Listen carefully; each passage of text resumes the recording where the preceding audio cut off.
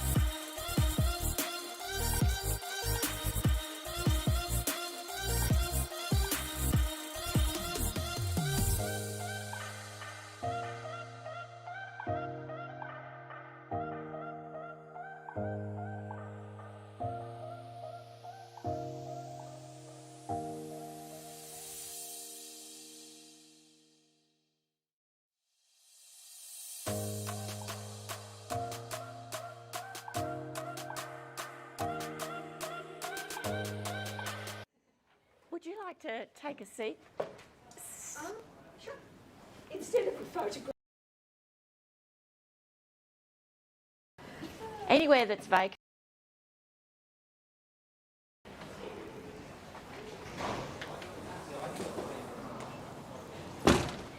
Okay, well, good.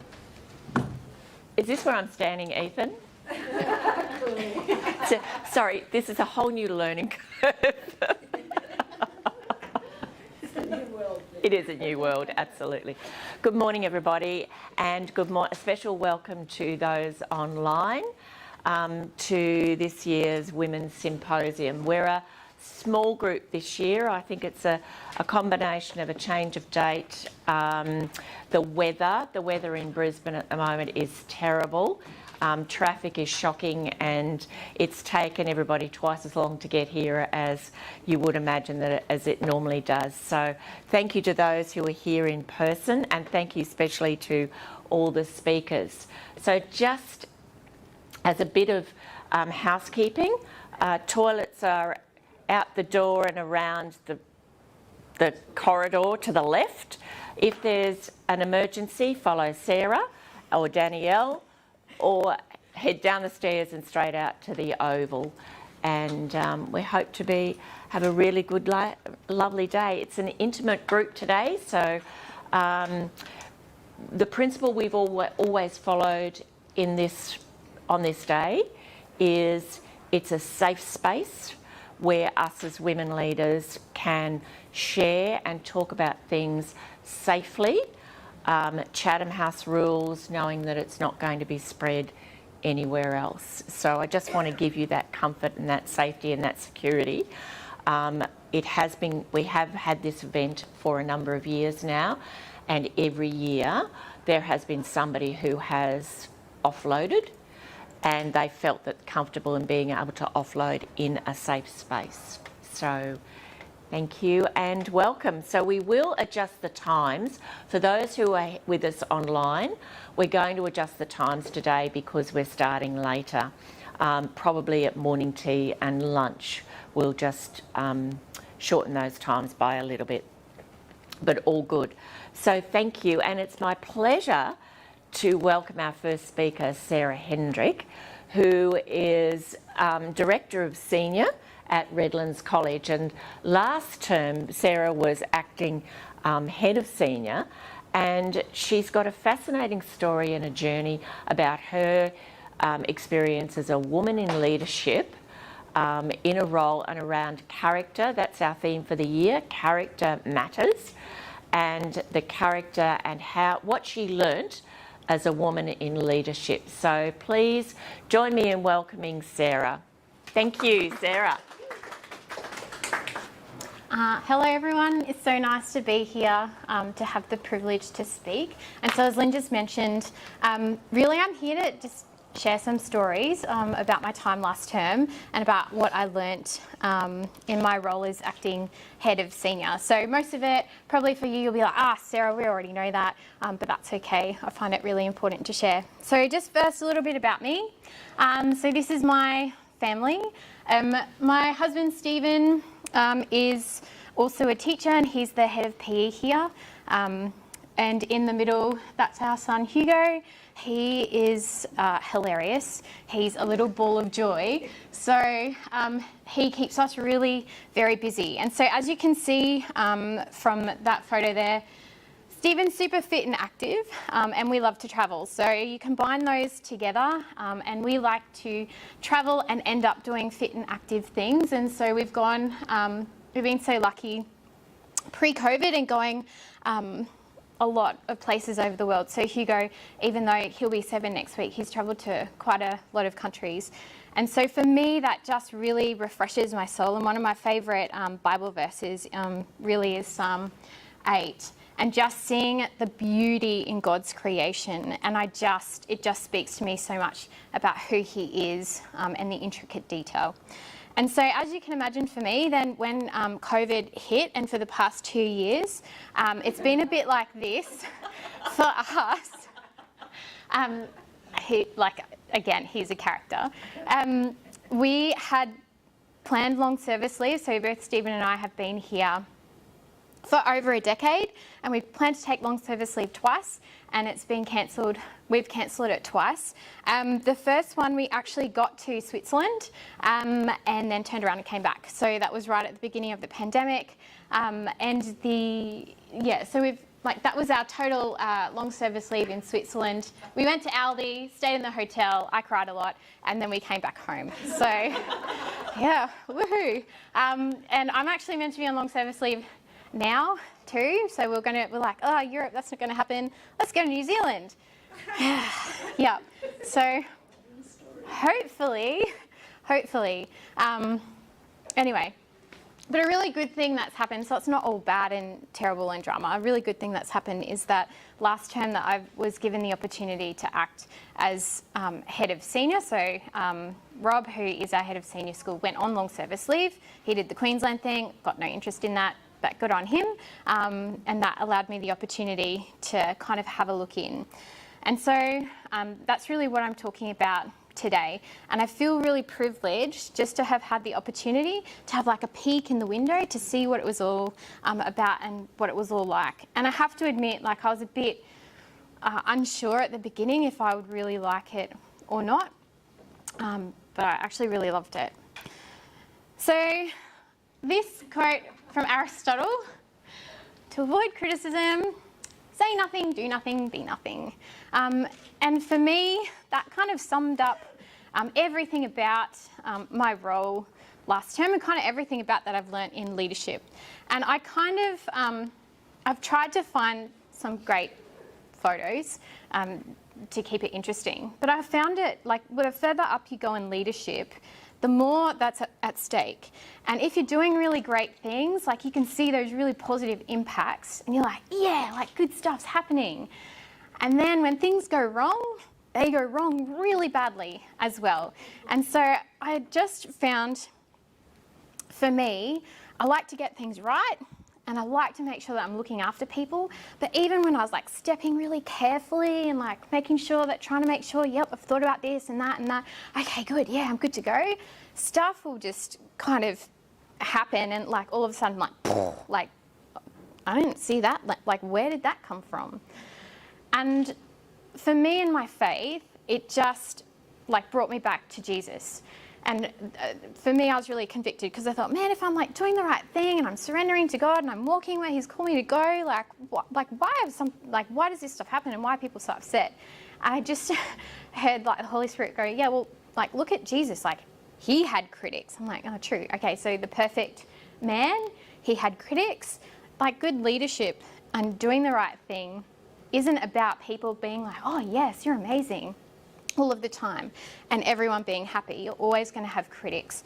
And so for me, it's just about being on my knees and making sure that I surrender everything to Him, and knowing that doing the right thing doesn't always mean that there won't be battles and there won't be struggles, but making sure that I'm trying to go about that in the right way, and looking after the people that I'm meant to. So The first bit for me here, and my first point, kind of links into all of this. There will be battles and there will be trials and people will be upset. And so you want to make sure that you have people in your team to help you with. And so the first thing that I really learnt from last term is about giving people permission and giving your leader permission or your mentor permission to speak into you and to give you the feedback, because the trials are going to come and you're going to stuff up and things are going to go really badly, and you want someone around you and in your corner to help you learn and grow.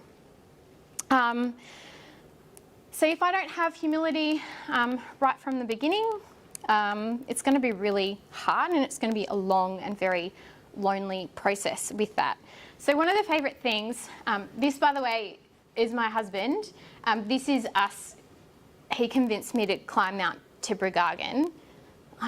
Like I did no exercise before I met him, but I give him permission to speak into my life and to tell me when I'm being silly, and I trust him with things, and I just really feel like it's really important too for leadership to make sure that you have someone to lean on you to give you that encouragement.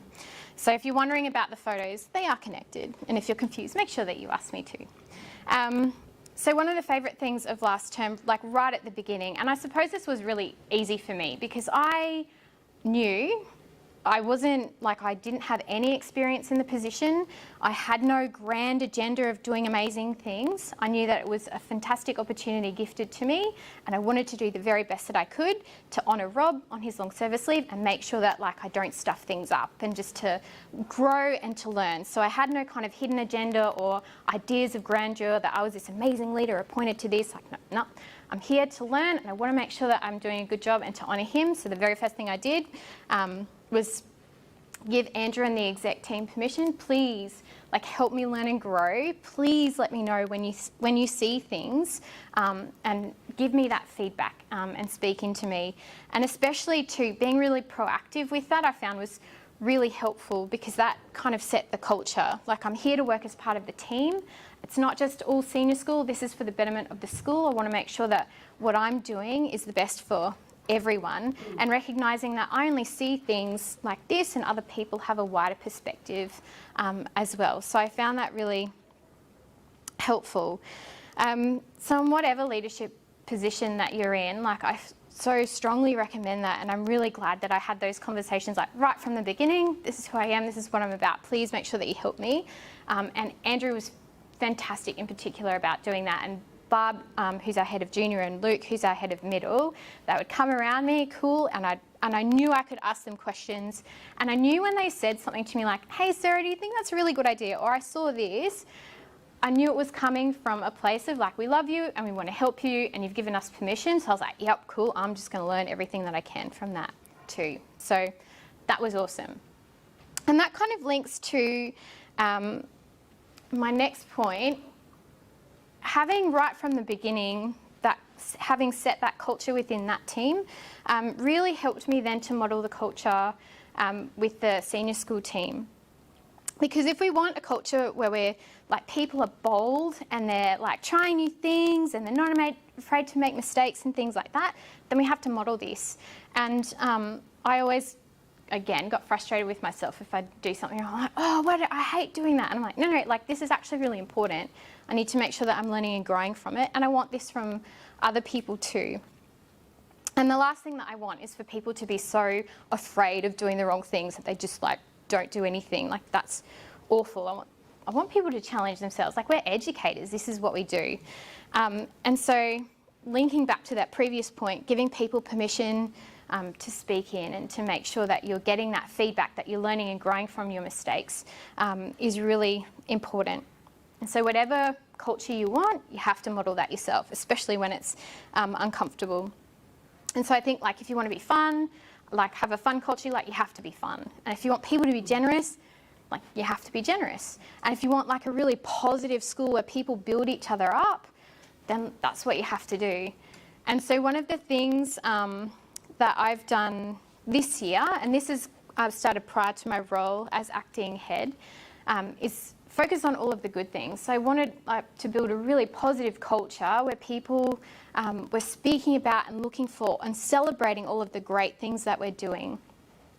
And so one of the things that I've learnt from that is like, you really can't say good things like too many times. You can't overdo it, really. And so that's been really powerful in shaping the culture of the team and for our school as well. So again, celebrate the wins. Make sure that you humble yourself and you admit when you make mistakes, and really think about the culture that you want to see, and make sure that you're investing in that and doing that, making sure that you're investing in the team around you. And so that links to my next point here. This is Jackie. She's the executive assistant for the role of head of senior. She is amazing, like amazing. I love her so much. And I kept telling the senior school staff as well, like, I really think anyone could have stepped in that job and they would have been absolutely fine because they had Jackie and she was so good. And as well as Andrew, Luke and Barb, like I was like, Jackie, you just tell me, like she's been in that role for a long, long time. And so anything, and this is like any leadership role, you're only as strong as the strength of your team. And if you're not investing in your people, then you're really doing yourself a disservice. I had a picture in one of our travels. My husband's like a mad cyclist. We rode up one of the Alps in France on a tandem. It was so much slower. Yeah, I know. It was so much slower than what he would do by himself, but prior to that trip, like he was making sure that I was riding my bike and being strong, because otherwise that was going to be really tough for him. And it's the same with our teams as well. We need to make sure that we're investing in the strength of the team, because you're much better together. And one of the things that I really learnt last term, your team with your staff and in any leadership role, and your parents and your community, they're like your kids. It's really hard to lead people that you don't know and that you don't like. So you have to get to know them. And they're like, you know, everyone's an educator in here.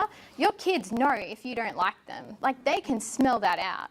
And so you have to be really purposeful. It's exactly the same. And again, none of this is new, but about leading a team. So getting to know your people as people, and not just seeing them for the role that they're doing, but knowing who they are as a person, so you can really invest in them and build them up, is so important, because you want to make sure that you're running with a sustainable pace and that you can maintain your mission.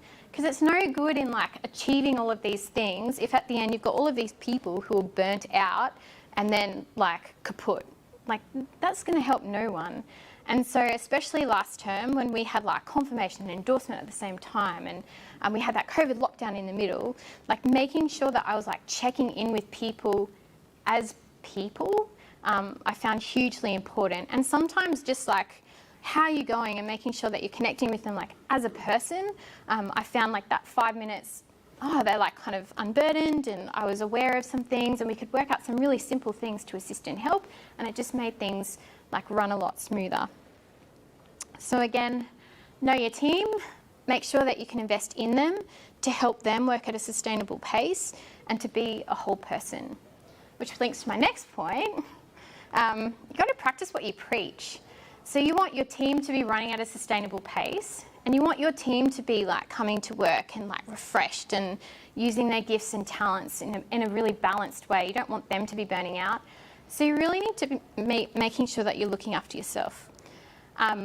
And again, like I said, like I'm married to Mr. Fit and Healthy. And one of the things that he said to me like right at the beginning, I was looking at my schedule and the different meetings and things, and Sarah, you need to make sure that you have time for your exercise. You have to make sure that you look after yourself. Otherwise you are not going to survive. Because like he knows me, and fine, it's true. But it makes things so much easier when you're healthy and when you've had enough sleep and you're actually like a whole person. And so it might seem counterproductive to spend less time at work, but actually putting in place those healthy habits and knowing what boundaries you have. And for me, like setting like, and this is the time that I'm going to do this and this and this. Oh my goodness, I was so much more productive than if I had just been like, oh, okay, work is my whole life, I'm just gonna like do that. Because then you run yourself ragged and you're like no good to anyone. And so making sure, I think for me, I learnt last term, it is possible. It's not only possible, but it's hugely important to maintain those healthy habits, and for me, making sure that I have time for my family and time to exercise so I can get rid of all of my and then so I can actually enjoy the job that I'm doing, so I'm well rested. And when I'm talking to people about making sure that they're well rested and they're looking after themselves, I'm not being a hypocrite as well. So that's hugely important. And one of the things too that I've really enjoyed working with Andrew, he's one of the first principals that I've actually seen prioritise family and not be here for like 20 hours of the day as well. So that's been really great for me. So again, if you're looking after yourself, you're strong, you can come to work, you can enjoy it, which leads to kind of my final point, which I think means that we're going to be on time for everything. Yeah. Is joy. The attitude that you come with as a leader is the one that your team is going to adopt. And it's like, goes back to like modeling the culture, and it goes back to like knowing your team. And having that attitude of joy, I think, is so important to everything. I think no matter in what role you do, especially in leadership, I always came back to, like, I have no grand illusions. I have no idea why I was given this amazing opportunity, but I'm just going to take it, and I'm going to learn, and I'm going to grow. I feel like God's called me to this at this time. If He's appointed me to this, like, He's going to equip me for this. And so even through the tough things, like looking for the positive and looking for those moments of joy, I think is hugely important. So these are my beautiful leaders as well. And it not only applies to your staff, but also for your kids. And it goes again back to that culture, like what you're looking for, that's what you'll see all of the time as well. So be comfortable with yourself, come with an attitude of joy, be humble, keep seeking wisdom. Like, God is creative and He's like joyful. He's like not a robot and doesn't have like a list of things that you just follow and tick off. Like, that would be boring. He wants to keep us close. And part of this whole thing for me, and the thing that I got the most joy out of, is I often felt like I was standing at the edge of the Red Sea, because I know my capacity and my capability, and I know where that ends. And I knew what He was calling me to do, and I'm like, wow, there's a gap there. But it was such a privilege. Instead of being overwhelmed, I'm like, no, I'm going to stand here and I'm going to be faithful. I'm not going to be lazy. Please don't hear me say, oh, it's sweet, don't worry about it, like God's got it. Like, be faithful, but like be positioned to see Him work. And it's such an awesome thing to allow Him to work through you. And I found to have that happen, like, I need to be close to Him. And that's what He wants. Like, He wants us to draw close to Him, and He wants us to keep seeking Him and asking for the wisdom. If He's given you the gifts, He wants you to use them, and He wants you to keep seeking Him and pursuing Him for that. And that's such a joyful thing. So come at it with an attitude of joy. Know who you are, be comfortable with that. Don't be discouraged by any critics, because like even Jesus had critics, and I remind myself of that every day. If I want to do the right thing, why are they upset? Oh, okay, no. It's not all about me, and it's just all about your people and investing in your team. So not a long thing, and none of that is new to anyone, I'm sure, but I just found it was such an awesome opportunity to step in, to have like a little look through the window, and like I absolutely loved it. And like as I said at the beginning, I was meant to be on long service leave this term for the second time, and I wasn't.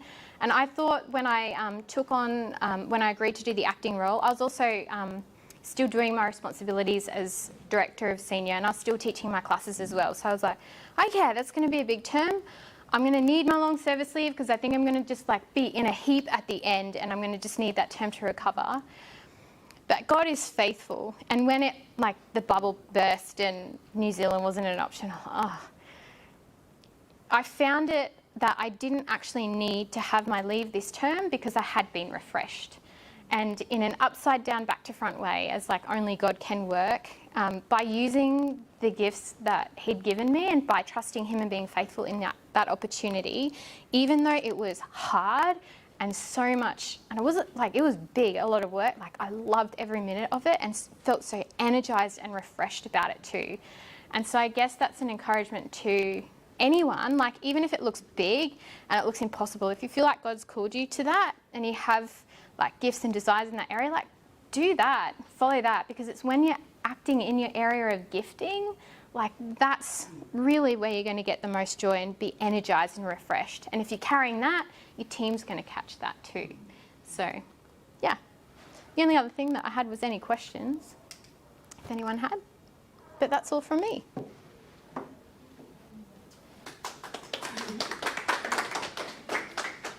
Sarah, do you want to come back and do a bit of a... Oh, sorry. I'll do a Q&A. Oh, yes. So if nobody has questions, just do a bit of a Q&A. How did you get into your leadership role in the first place? What was your journey? So I've been here since 2011 and I've held like many different leadership positions. So I came as like head of history, then I took on legal, then I took on uniform, then they restructured and I was appointed director, which is deputy. And part of the position description for director is that in the absence of the head, you can deputise. So yeah, that's how that all happened. Okay. Yeah. So one of our themes for this year that we've been talking about is trust and how in leadership we build trust. So you were appointed to this role as an acting. So I'm going to put you on the spot here and ask you, why do you think that is? What had you done that Andrew and the leadership team were prepared to trust you in that role? I think it all comes back to just being faithful in the small things.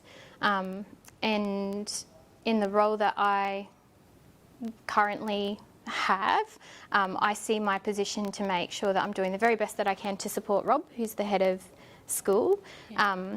And Rob and I are very different in our approach to things as well.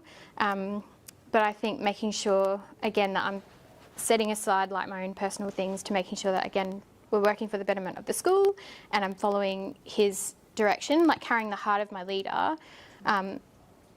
is actually really important. So I think being faithful in the role that I have been doing then sets you up for greater trust in other areas. So, yeah. Great. And fine. There you go, Sherilyn. Question. Yes. You can decline to answer. Yeah. I'm pretty bold, so I'll probably Are you willing answer. to share with us, you spoke about being open to growth feedback. Yes. Are you willing to share with us one incident where that happened? Because you strike me too as so many of us, one who wants to do things well. Yeah. It's not always easy to Yeah. get growth feedback. Are you willing to describe one of those incidents for you over the journey? What happened? How did you feel? How did you respond? There were so many things. And Andrew would come in and be like, oh, Sarah, so what? Just tell me what happened here. I'm like, oh, this. And he's like, so next time I would probably contact the parents earlier, or I would not say that to this member of staff in that way. I would phrase it this way, like just kind of little things like that. Yeah. And I think there was I was very fortunate, and it was only for a term too. So I was able to, nothing hugely went wrong, but it was like those little things there. And what I also would do too is I would go, oh, hey, Andrew, like I'm thinking of doing this. And he'd be like, no, I would take a minimalist approach and I would do this instead. So I'm like, oh, okay, great. So it was I would seek, because especially when I was like, I'm guessing here. But he was really great in coming and checking in with me every day and helping me and tweak me on the little things. So he didn't wait for like a big, massive thing, but he really took the opportunity. She's given me permission. I'm going to help her out. And it was I found like those little tweaks really helped me hopefully avoid like a big, massive thing, because then I just put it into my skill belt, and so when it came up the next time I was able to apply it. I'm like, oh yeah, that does make a lot more sense. So yeah, does that answer? Thank you. That's very helpful. Yeah. Anybody else? Sarah? From this experience, how has that inspired you for your next growth or professional development, or what sort of has it birthed in you, I guess, from having had that experience that may not have been there before? I was, and I think I said this, I was kind of hoping that I wouldn't like it, because then I would just, have to, I'm restless, I get restless and bored, and I've been a bit restless and bored, and this opportunity came, I'm like, Rob, I love Rob, but he looks so old. Rob and I went to high school together. No, we did. So Rob and I went to high school together. I've known him for a long, long time. He's 1 year older than me. He looks about 20 years older than me. Yeah, he does. It's hilarious. And I've seen him, and I said to the staff too at the very beginning, I'm like, Rob has given his health and his looks, and his youth, all to this job. I'm not prepared to, I'm too vain. I'm not going to do that. So I was like, I don't want a job that sucks your life out of you. So I was like, do I really want it? But yeah, but I found the opposite. I was so energized and refreshed by it that I would love another opportunity to actually do that. So for me, it kind of cemented in yep, this is the career path that I would love to follow, and I would love to have that kind of broader scope and to work with staff and at that level. And I guess for me at the moment, it's about being patient and just being faithful and holding things lightly and surrendering them to God. And I know that, and my constant prayer is that He, my desires align with His plan. Yeah, so just surrendering it all to Him and just knowing and trusting that He will direct my path. So absolutely would love another opportunity for something like that. But yeah, it was really good for me in sharpening who I am, what I'm about, and where my skills kind of fit. So yeah, that was nice. Yep. Sarah, I want to thank you and just appreciate you today for being prepared to step up and speak into this space, because we've set up the ACSLI Women's Leadership Institute this year, and out there at the moment we have so many developing, aspiring women leaders, some of whom have started the grad cert at CHC, and for you to share, so they're not hearing us oldie baby boomers. They're not hearing from us, which is a great thing. I remember in my day. They're hearing from somebody who's your generation, who's your age, and what you've learnt. And you've spoken into their hearts and their lives today, so thank you. They will guarantee they will take a lot from what you've said today, the tips. So, and we just want to pray for you.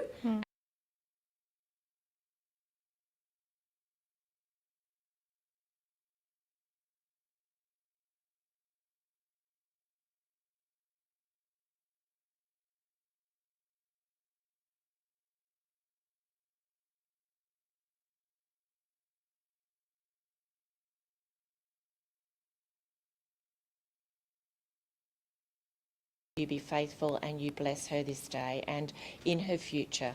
In Jesus' name, amen. Amen. Thank you. Thank you. And it's been a talk about things you've learnt. I just want to say a special, shout out to Jenny Huntington. Now, Jenny and I go way back because her husband Scott, who's now working at Handreck, he was the foundation year 8 teacher at Genesis when we started secondary. So this man, I think we had 12 year 8s. We taught in a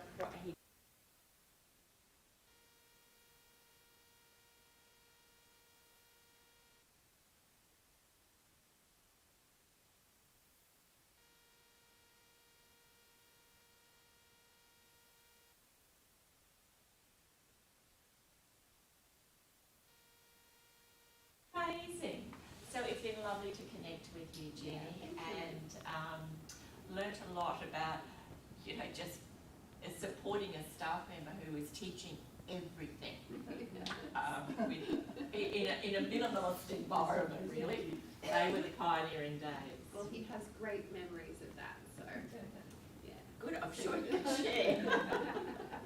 And Genesis just celebrated this year their 30 years, so that just, yeah, just goes to show. But it's my absolute delight. I love this woman, Helen.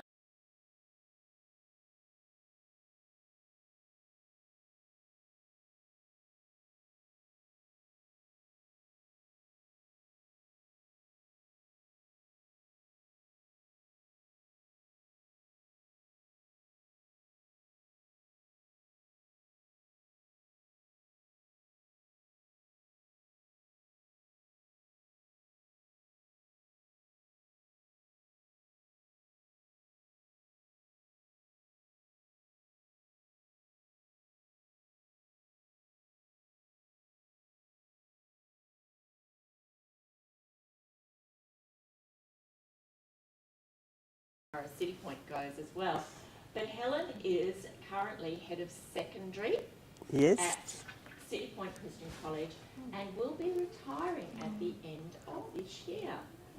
So very sad for City Point, but we want to celebrate her today and honour you, Helen. And thank you, Lynn. for being able to speak into our lives and share with us today. So please join me in welcoming Helen.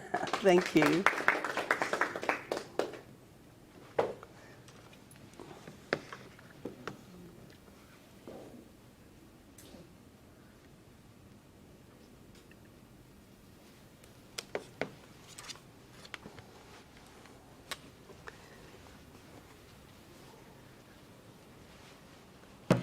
This is a free plug until we get it up.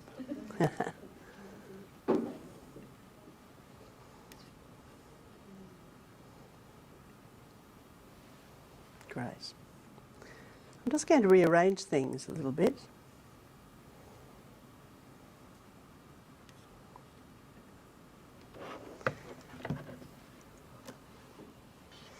So Lynn has mentioned about the fact that I'm retiring this year. I've never thought of myself as retiring, as a retiring personality. So as our development director says, we're refiring, not retiring. But I've, just to give you a little bit of biographical detail, I suppose, I started my teaching career in GPS schools, in girls' schools, and I taught at Fairholme in Toowoomba and St Margaret's at Ascot and Somerville House at South Brisbane. And after 12 years at Somerville, I felt that I wanted to change, and I came to Redlands, and I taught at Redlands for 3 years.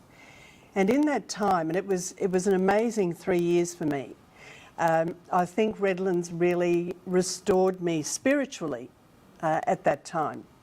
And I had to rearrange my teaching to cater for co-ed. And I remember distinctly the first year 11 class I had. And when I got back to the staff room, I said, man alive, there's some really lively characters in that class. And they said, oh, who's in your class? And I rhymed off about 6 of them, and they all laughed and said, oh, they're all in the one class. That's what they do to new people at Redlands. But I really enjoyed my time here, and I think I really, you know, I had to rethink how I taught, and I think it was very, very good for my teaching. But while I was here, I did some research on Christian education because it was a new beast for me.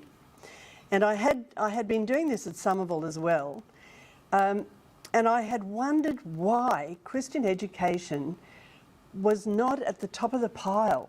You know, why wasn't Christian education high standard, high quality? And this is going back 20 years. And you know, why did we not have a good reputation academically? Why were we trying to strive to get into the big league?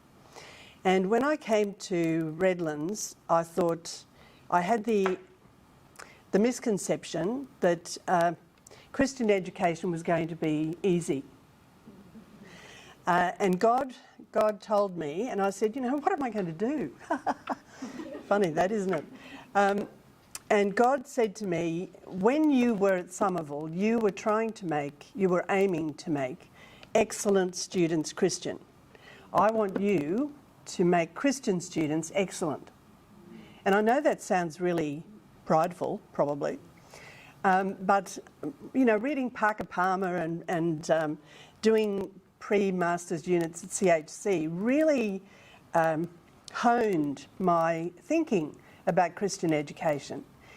And when I came to City Point and I had my second interview, and I think it was Brian Mulheron, who is now our principal, he was in the interview, and he said to me, what are you going to bring to City Point? And immediately I said, excellence. And then when I got out of the interview, I thought, who do you think you are? Why did you say that? Are you setting yourself up here? But it had been an instinctive reaction that I believe the Holy Spirit gave to me. And you know how the Holy Spirit works. Sometimes you don't have time to think of a sensible reply to the Holy Spirit. And so I've been at City Point for 22 years, 20 years of those as head of secondary. And I would love to be able to stand up and say to you, oh, Sarah's done a term, I've done 20 years, I know it all. And here is my wisdom.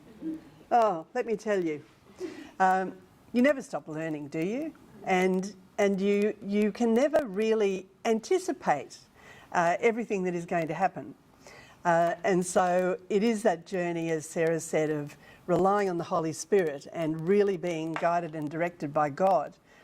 And in Christian education, it is so exciting that you get to see God move. And, it's almost, sitting back and watching God move and then a few years down the track saying, oh, that's why we did that. And it is just so exciting. Even when people leave and, sometimes they don't give you much time, but you need to see it as a blessing, don't you? Not panic about it, because you know that God is setting somebody else up to replace that person. So I thought I would give you Helen's top 20 tips for developing your career as women. And I thought I would divide this morning into a couple of parts, and I've just rearranged a couple of things, as you do, don't you, on the spot. So these are somewhat tongue-in-cheek, and after 20 years you learn not to take yourself very seriously, and you learn to enjoy the journey. And I can say I have enjoyed every minute of it. It has been a ball, and I'm not leaving because there is any specific cause to leave, but I just feel that it's the right time, and that usually means that God has something different for you to do. And I know I'm going to miss it tremendously, and I'm trying not to think about it, because if I do, you know what'll happen. But it has been great. And people have said, is it a stressful job? And I was really happy to hear Sarah say that she really enjoyed it, because it is one of those jobs where you get to affect change. And so you are in this privileged position where you need to enjoy your job. And if you don't, you're in the wrong job. But it's busy, isn't it? It's very busy, but not stressful, because you know that God's in control. Okay, so let's have a look at some of these. So this is just a very quick 20 top tips. And the first one is to start with your spiritual why. Christian education, for me, is the best education system available, because it does deal with the whole person and it deals with spiritual. I think Christian education is going to become even more essential and vital, and we need to make sure that we know our purpose. And I have said to my staff, Of the students that you sit in your class, who of those do you want to go to heaven and be with you eternally? And that's the big why, isn't it? That's the spiritual why. We're looking at eternal futures here and making sure that you have a working relationship with the Holy Spirit so that the Holy Spirit is there beside you every minute of the day. Demonstrate a spirit of excellence in all you do. And instead of saying, yes, I want everyone to be excellent, we want everyone to have a spirit of excellence so that they do everything to the best of their ability. I love the verse that says, don't just do the bare minimum to get by. Do your best and don't settle for less. I'm a big fan of Chris Lowney, and if you haven't read Chris Lowney, you need to.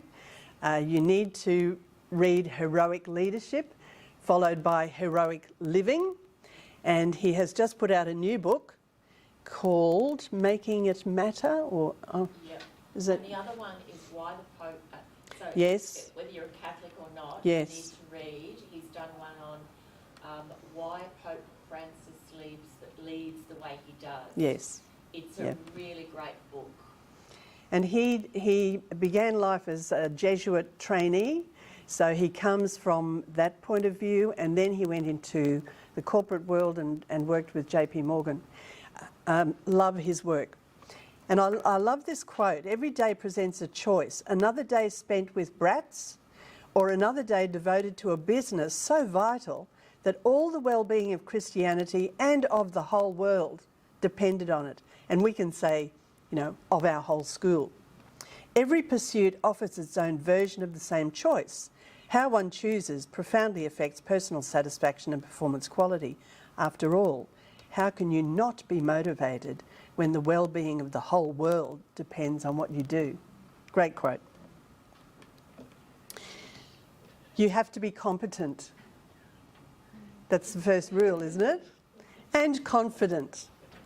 And I think when we go into positions like this, yes, we are control freaks. We are bossy. And there is nothing wrong with that. People expect us to be bossy. Now I'm hoping that all the little videos work. No, that's not going to work.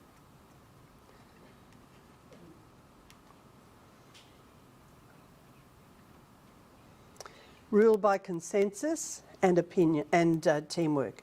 Now, okay, I'll just get some sound happening.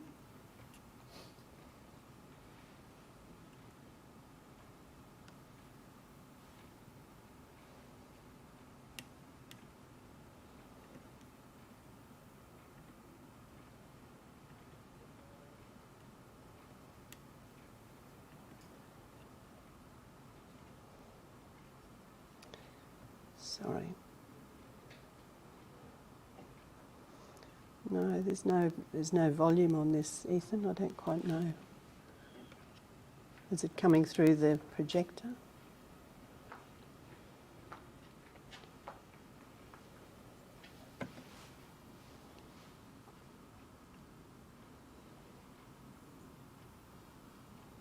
You might not be able to do audio. Okay. Yeah. All right. You don't probably need audio for this one. If you can speak German, you're fine. This is an ad. This is an ad from Brussels Airways. Translate for you if you like. Oh, good. There we go. So is Mr. Smith already on? Look, multi-talented. Yes, he's already on board. Great.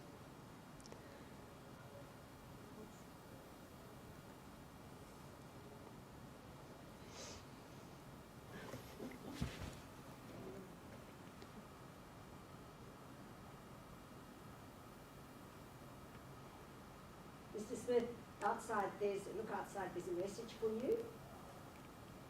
It's a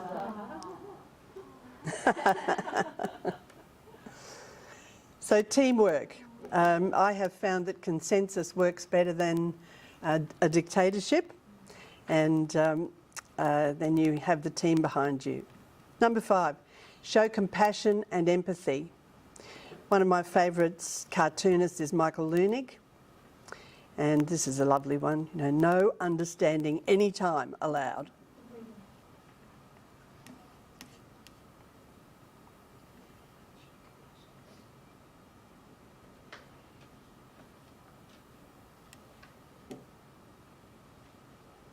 Let's see if we can.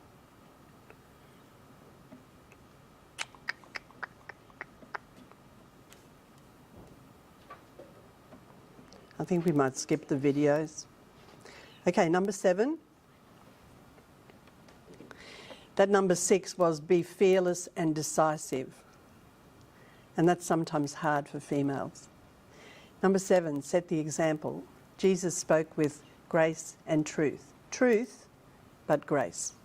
If you don't want to take these notes down, I can easily give them to Lynn. And Daniel, love Daniel. Daniel spoke with tact and wisdom. Tact, knowing what to say, and wisdom, knowing how to say it from God.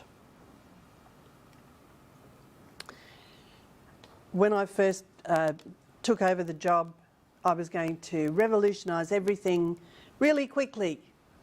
No. And I liked that Sarah said you have to be patient. It's a marathon, not a sprint. And at the end of 20 years, I'm thinking of all the things that I wanted to do that I haven't done. There's still lots to do because it changes, doesn't it? It changes every year. I think it's really important to be visible for students and staff and to make a fool of yourself occasionally. You must be flexible. You must allow for originality, even if it's not your kind of originality. I love that cartoon.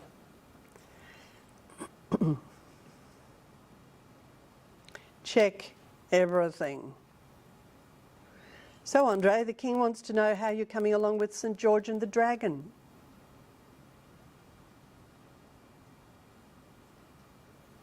And he's obviously got one word wrong. Number 12, challenge the status quo, aim high and think big. Big picture thinking, growth mindset. Don't be afraid to challenge what other people say they've done here for years. I remember very early in my career at City Point, I said we will have some PD in the lunch hour. And one of the heads of departments said in the staff meeting, we don't do PD at lunch. Oh, don't you? You do now. It'd be like changing Tuesday afternoon staff meetings at the school. Yes, oh yes. But it's good, isn't it? It's good to rattle the cage. And you do that all the time. Timing is everything. I have learnt this the hard way. You only get one chance to do it right. And if you miss that timing, then it could have been better. So yes, you can see the warped sense of humour coming out, can't you? 14, never forget what it was like to be a teacher. So if you're in any sort of management role, you, particularly now with QCAA, you have to empathise and you have to relate, don't you? I'm taking some classes this term. What was I thinking? Year 9 enrichment class. And you're just getting back into the routine because it is tiring teaching. And I have 4 lessons a week and I'm exhausted after them. So never forget. Sarah talked about this too, about staff. You must know your staff. I remember several years ago, 2 staff members coming to me and saying, I don't feel that you value me. And that was devastating for me. Priding myself on knowing staff and valuing staff and appreciating staff. And after that, the following year, and there were 2, it wasn't just one, so you could say, oh, that's an aberration. The following year, I thought, okay, I need to make sure that I have had a decent conversation with every single person on staff. Takes forever, but so worth it and just so valuable in what you learn. And so we have been doing that. And I know then that I have at least spoken to them on an individual level at least once in the year, because the year can go past and you don't speak to some people. Knowing the personalities of your staff is really, really important. Know the ones who want to give you all the detail. Know the ones who are quite happy with big picture, bottom line. Know the ones who wouldn't speak to you in a whole year if they didn't have to. So valuing your staff and using your staff, delegation. And we all know that delegation takes twice as long, particularly initially, because there has to be a lot of guidance and a lot of training, but very well worth it because you want to train them. And rewarding, we have lots of food, we have chocolate fountains, and we have grazing table. Well, we used to have grazing tables, and gift vouchers, you know, just trying to reward them and making sure that they know that you know what they're doing. Keeping everyone informed. I've learned this the hard way too. I know that there is a hierarchy of information, and you need to tell that person before you tell that person before you tell that person, and then you can tell the whole staff. But these people will get really offended if that hierarchy is broken. And it was interesting last year with COVID. Sometimes we didn't have time to do that hierarchy of information. So this is, and I don't know whether you can see that, read it quickly, Dilbert. Communication has to be worthwhile as well.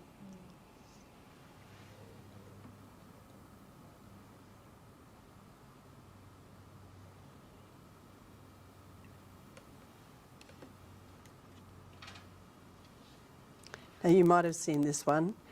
This is being a creative thinker. We probably don't need.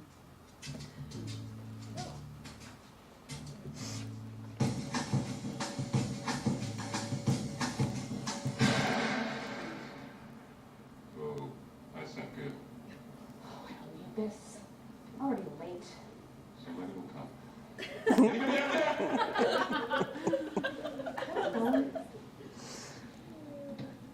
No. Sorry. Somebody! Hello? There are two people stuck on an escalator and we need help. Now, would somebody please do something? Help! I don't believe this. You gotta be kidding me. I'm gonna cry. Well, enough left to do. Yeah.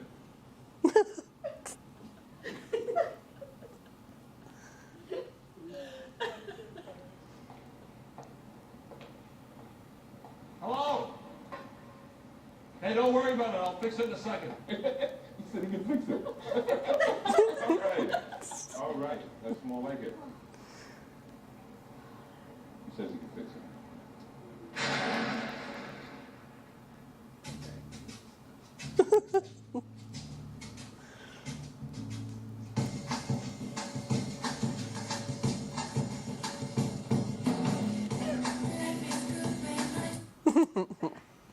So I don't know how many of you have seen that before. I love it. But sometimes we get stuck, don't we? And we don't see the creative solutions that that are easy to do. Love that one. So that was being a creative thinker. Number 19. Stay calm, even if you're not. Stay calm and pray lots. And Sarah alluded to this too. You know, have fun. It's not worth it if you can't have fun. So this is a little bit of Lunig about the first day of school.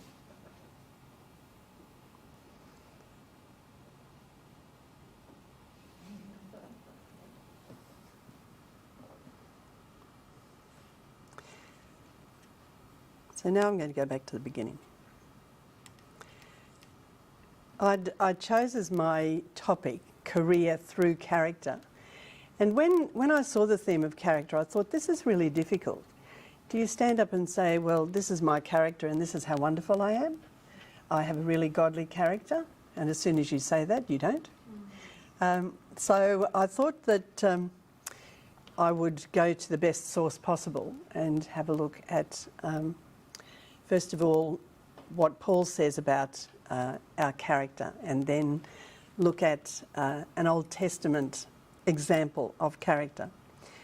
And the verse that I thought fitted this really well was, your attitude should be the same as that of Christ Jesus. And that's easy, isn't it? Perfection, all right? We'll aim for perfection. But we know that we're aiming for it. So what I wanted to do a little Bible study with you. And we're going to look at Nehemiah and tease out the godly character qualities from Nehemiah. I love the story of Nehemiah. Just the whole, rebuilding of the wall, the project that he took on. So all of us have projects, all of us have to manage people, all of us have to stick to a plan, all of us have a strategic plan that our schools have that we need to align with. So how does Nehemiah influence all of these people? What is in his character that draws people to him so that they accomplish building the wall in 52 days?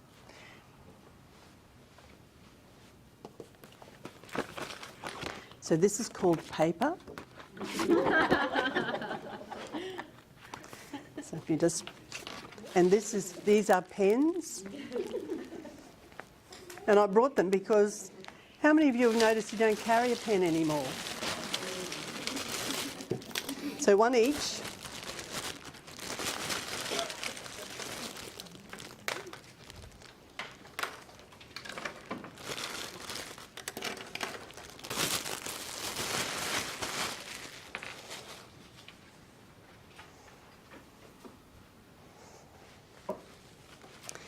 Now, I'm not expecting us to read through the whole 6 chapters, but in line with looking at personalities of your staff, you know that some people want the whole picture, don't they? And if you say now Nehemiah 3:2, they want to know what verse 1 was about. So we're just going to, so these are the first 6 chapters of Nehemiah. And I'm just going to pick out a couple of, I'm assuming that you know the story. If you don't, you can do speed reading between the verses. But just to have a look at what were Nehemiah's secrets in terms of developing character and in influencing the people so that he got the job done and done really well. So I'm going to choose several individual verses, and I want you to come up with the character quality that you see Nehemiah demonstrating. For example, all good teachers give an example, don't they? So if we have a look at chapter 1. So the scene is set that Nehemiah hears about the walls of Jerusalem and the derelict. So if we have a look at 1:4, when I heard these things, I sat down and wept. For some days I mourned and fasted and prayed before the God of heaven. Now I would say there that there was spiritual passion in Nehemiah, that he was moved to do something. And the first thing he did was commit it to God and pray about it. And in these days, our kids, we need to fight for our kids, don't we? We need to be moved spiritually to see what God wants us to do, because it's getting really, really desperate. So what I would put in the notes is spiritual passion and prayer. Okay? And I just want you to answer. If we have to, we'll go around. If any of you are thinking that you're not going to You know you're going to get away with it. But just call out what you think. Go to chapter 2, verse 8, and at the end of 8. So Nehemiah is moved. He goes to the king. He works for the king. So already he has a really good reputation and he is held in high esteem. And he goes to the king and asks the king whether he can be relieved and go on leave for a little while. And then he keeps on asking and asks the king for supplies and for reference letters so that he can accomplish this task. So verse 8, just before verse 9.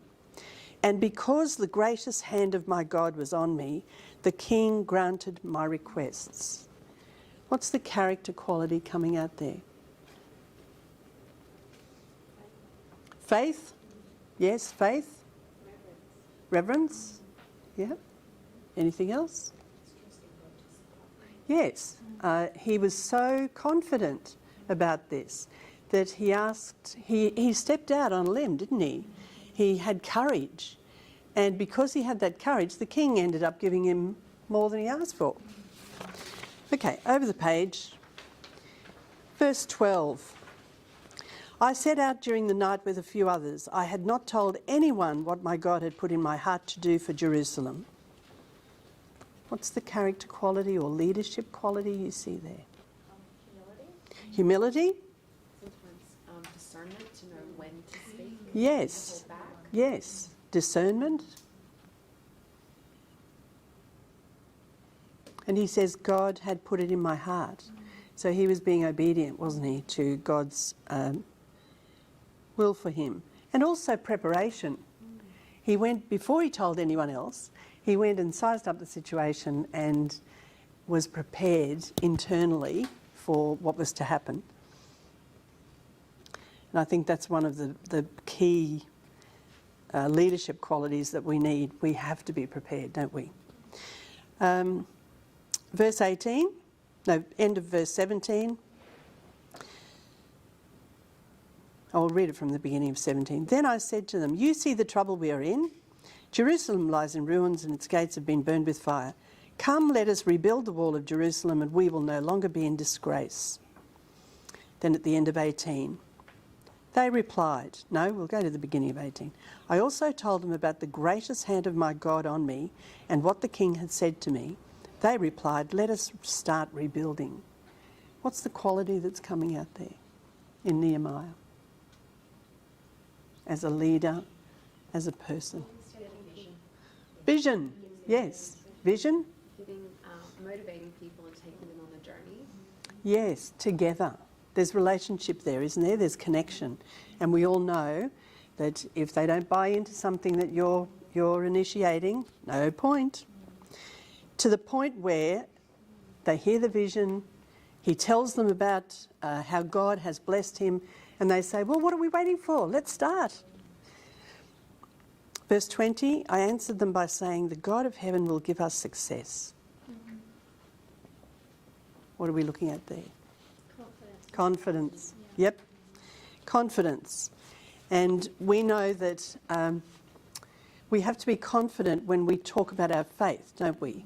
And I think that's where we've let the side down a bit, if I dare say that. That if we come across as being wishy-washy and not knowing our beliefs and being confident in our beliefs, then people are going to say, oh, do you really believe that? And we can be swayed.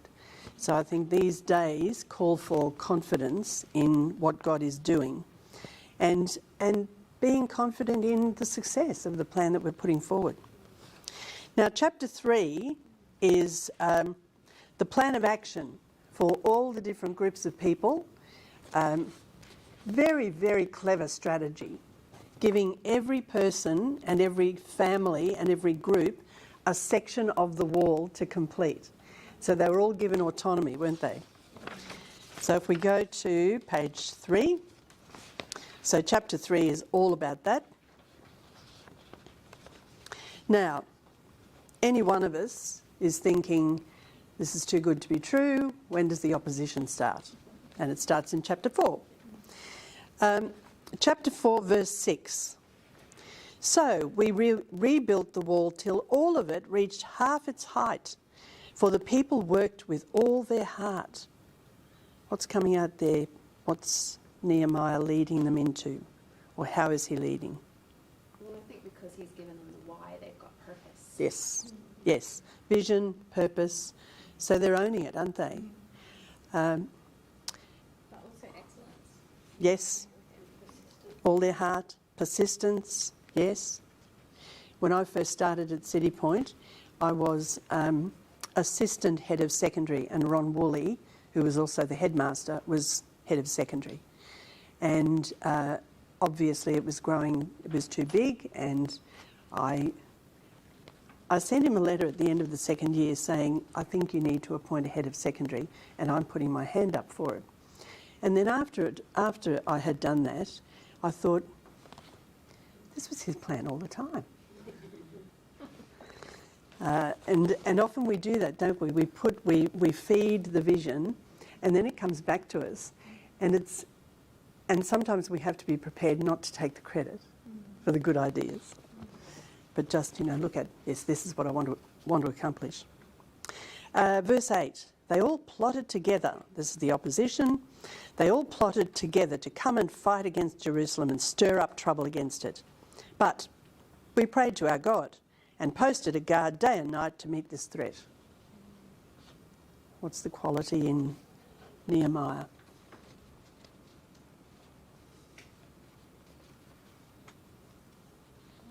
Provision, but it's sort of Yeah. tactful.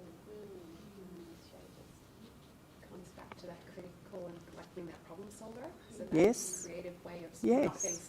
not getting stuck in the moment. On the but problem. How do we actually solve it? Yes, yeah, problem solver, strategic, yes, it's strategic thinking, it's tactical thinking.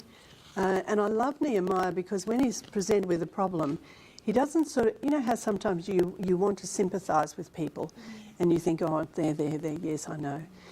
No, he doesn't do any of that, he just acts and says, okay, we're going to do this. And he is dependent on God. So the first thing they do is go to God, but we prayed to our God, and then we posted a guard day and night. He didn't take it to any committees.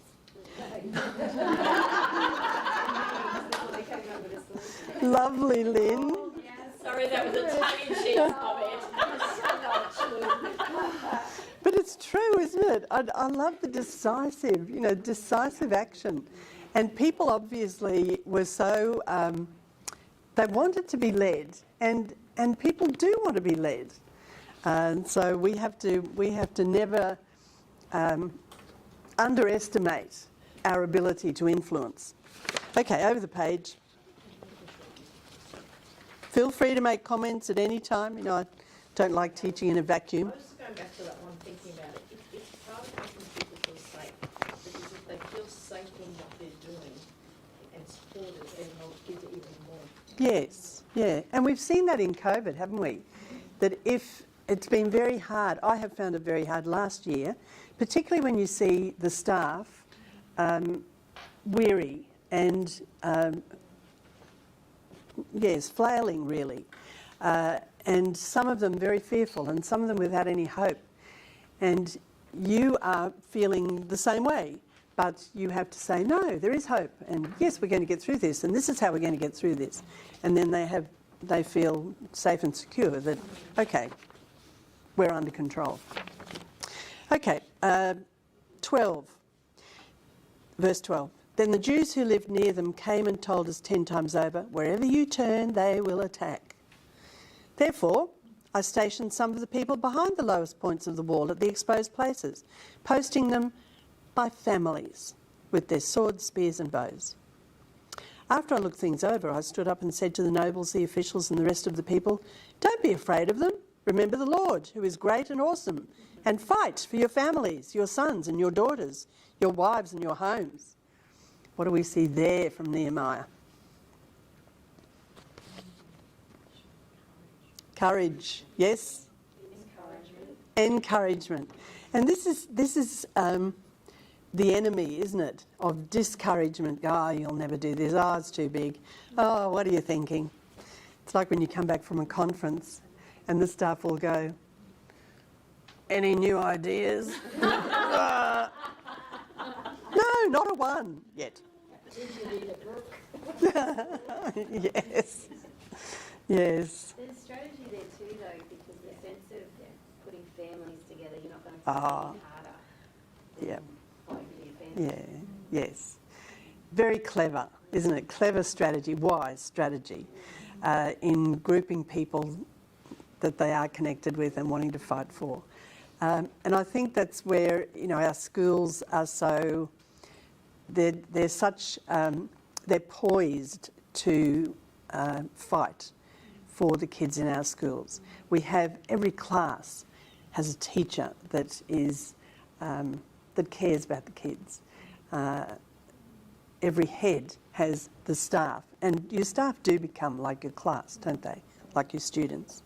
So it's that care factor and belonging and ownership. So decisive action, here again, remember the Lord, who is great and awesome. So going back to God, dependence on God. And then fight for your families. And I'm quite, I've been quite conflicted in the last couple of years about the way the enemy is so overt now in aiming to destroy our students. You know, there's nothing on television worth watching, but I saw an ad for the latest Bachelorette. Has anyone seen it? So the Bachelorette comes on and she says, I'm very happy to be doing Bachelorette. I'm proud to be the first bisexual Indigenous Bachelorette. So now we have the Bachelorette with a choice of male or female lovers. So you think, you know, it's, and we see this in our schools, don't we, where the kids are so immersed, inured in society that they don't have the absolutes that we have, and it is a real problem. So often decisive action is what is needed. Verse 16. From that day on, half of my men did the work, while the other half were equipped with spears, shields, bows and armour. The officers posted themselves behind all the people of Judah who were building the wall. Those who carried materials did their work, and I love this, with one hand and held a weapon in the other. And each of the builders wore his sword at his side as he worked. Okay, what do you see there? Tenacity to keep going. Yes, tenacity, persistence, perseverance. And ready for any, yeah. Ready for, yes, forearmed. And that's what we have to do if we're going to win this war. We have to have the, you know, the sword of the Spirit and all the expertise that we need for our job. Chapter 5. So just when we think everything's settled down and it's all going swimmingly, verse 1, now the men and their wives raised a great outcry against their fellow Jews. And I'm not going to go through all of it, but just phrases. Some were saying this, others were saying this, still others were saying that. So what is Nehemiah doing in this? Listening, yes. All the information. He's listening. And it was a great outcry. So it's one of those situations where you think, and I have felt this numerous times, where there is something that happens where you think, this has the ability to destabilise. And so you have to listen carefully, go to God and think, okay, what do we have to do to get this back on track? Last year I thought was particularly hard for our staff. We moved out of our staff room because there was a new one being built. So already they were feeling quite dispossessed. Then we had QCAA and we had COVID, and it was, we had to try and keep them together. And so these gems are just great. So active listening before he deals with the problem. Verse 6, when I heard their outcry and these charges, I was very angry. What does that show you about Nehemiah? Passionate. And it doesn't hurt, does it? To show people that, no, I don't agree with that, and that makes me righteously angry. I pondered them in my mind and then accused the nobles and officials. I told them, you're charging your own people interest. So I called together a large meeting, doesn't say committee, Lynn, but it says a meeting, to deal with them. All right, what are we seeing there? He accused the nobles and officials and he called the meeting to deal with them. Courage, action. He's willing to, he's not just sweeping it under the carpet, he's willing to face it. Yes, yeah. And probably our normal human selves, sometimes it would be lovely to be able to ignore things, but we need to confront. I also noticed he's angry and he ponders, he's not angry, he leaps. Yes, good point. Yes. Yes, so he listens first, then he reacts. Yes, and pondered. And then problem solving, isn't it? Critical thinking. Okay, page 5, verse 15. So he deals with that problem and they get back onto a more just and fair system. Verse 15, but the earlier governors, those preceding me, placed a heavy burden on the people and took 40 shekels of silver from them, in addition to food and wine. Their assistants also lorded it over the people, but out of reverence for God, I did not act like that. Instead, I devoted myself to the work on this wall. All my men were assembled there for the work. We did not acquire any land. What do you see? Integrity? Yes. Sorry? He leads out of character. Yes, he leads out of character. And isn't that what we're talking about today? That we would love to be able to say, oh yes, I have a wonderful character, but it's other people who see our character, and we lead out of our character. We're going to get our students saved out of our character. We're going to get our staff inspired and motivated and led by our character. So he's dealing with that. Oh, maybe they're going to have a nice little sweet time. No, still more opposition. Chapter 6, verse 2. Sanballat and Geshem sent me this message, come, let us meet together in one of the villages on the plain of Ono. So he confronts, deals with. But they were scheming to harm me. What do we see there? So I sent... Sorry? Yes. Yes, discernment, perception, yes. 4 times they sent me the same message, and each time I gave them the same answer. So confident in his ability to get this task done. Verse 9.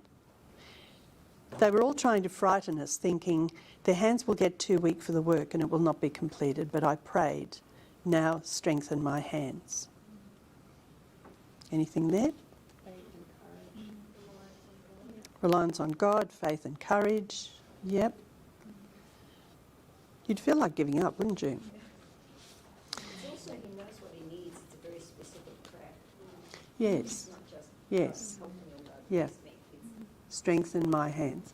Because that's the threat, isn't it? That their hands will get weak. And so he specifically prays to counteract that threat. Verse 11. And then it's interesting looking at the opposition, because there's opposition to the building of the wall, but because they can't get any further, they then attack him personally and want to bring his reputation, his character, into disrepute. But I said, should a man like me run away, or should someone like me go into the temple to save his life? I will not go. I realised that God had not sent him, but that he had prophesied against me because Tobiah and Sanballat had hired him. He had been hired to intimidate me, to discredit me. What are we seeing there? Yes, discernment, confidence, courage, confrontation, speaking out. Yep. And finally, verse 15. So the wall was completed. Just go down to the next one. When all our enemies heard about this, all the surrounding nations were afraid and lost their self-confidence because they realised that this work had been done with the help of our God. So what do you see in Nehemiah there? It's giving honour to God. Giving honour to God. Yep. Allowing God to work with and through him the whole time. Yes, yes. Complete reliance, dependence, guidance and direction from God. Consistency. Keeping to the plan, keeping to God's plan, all of those things. So if we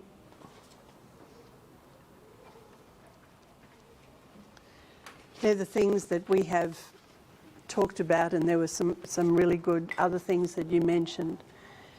Developing a godly character, and you look at that list and you think, man alive, that's a bit of a formidable list. Are there any of those that you think we need more today? Are there any priorities there? And I'm not, it's just I don't have the answers. I started doing this and I'm underlining everything. But is there anything that...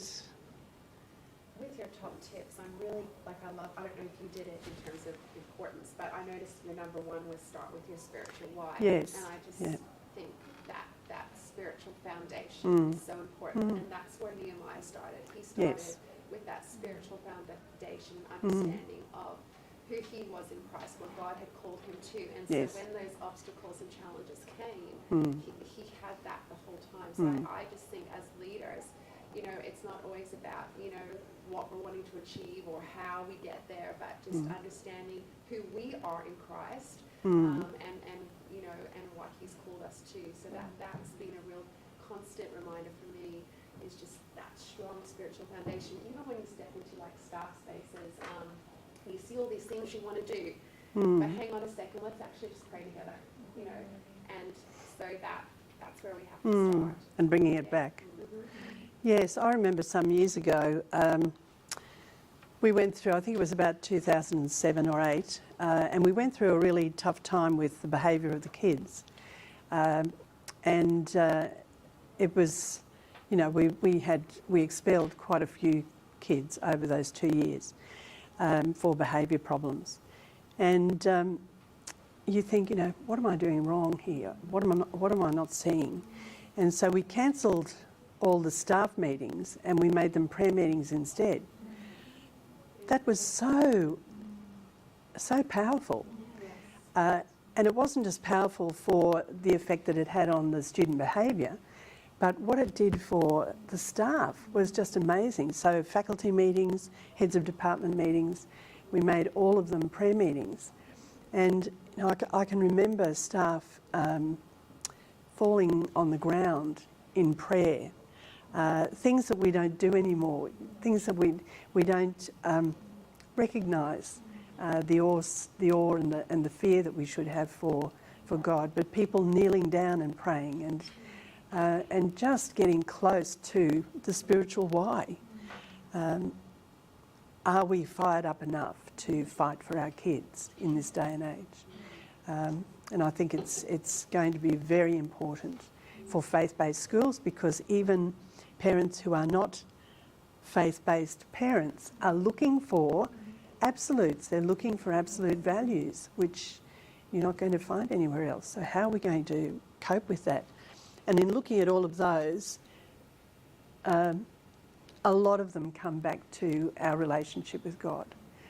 And I'm retiring, and people are saying, you know, all these wonderful things, and I hear them and I think, dear, if only you knew. But that's probably not the thing that I should be concentrating on. I'm concentrating on what God has done in setting out what I've done over the 20 years. Because it isn't through me, but people's perception of me is very kind and gracious, and you must learn to accept compliments gracefully. But allowing God to move and to work through you, we really can't do very much without him. So I think a lot of those come back to our relationship with God. Could you say, Helen, about on that point, I just feel compelled to say this to you. I think that what you describe is a natural response to our humility. But one day, when we stand before God, we know He's going to look at us through the lens of Jesus. Yes, And yes. in some ways, that's what you're experiencing, Yes. the honouring of Yeah. living in a godly way.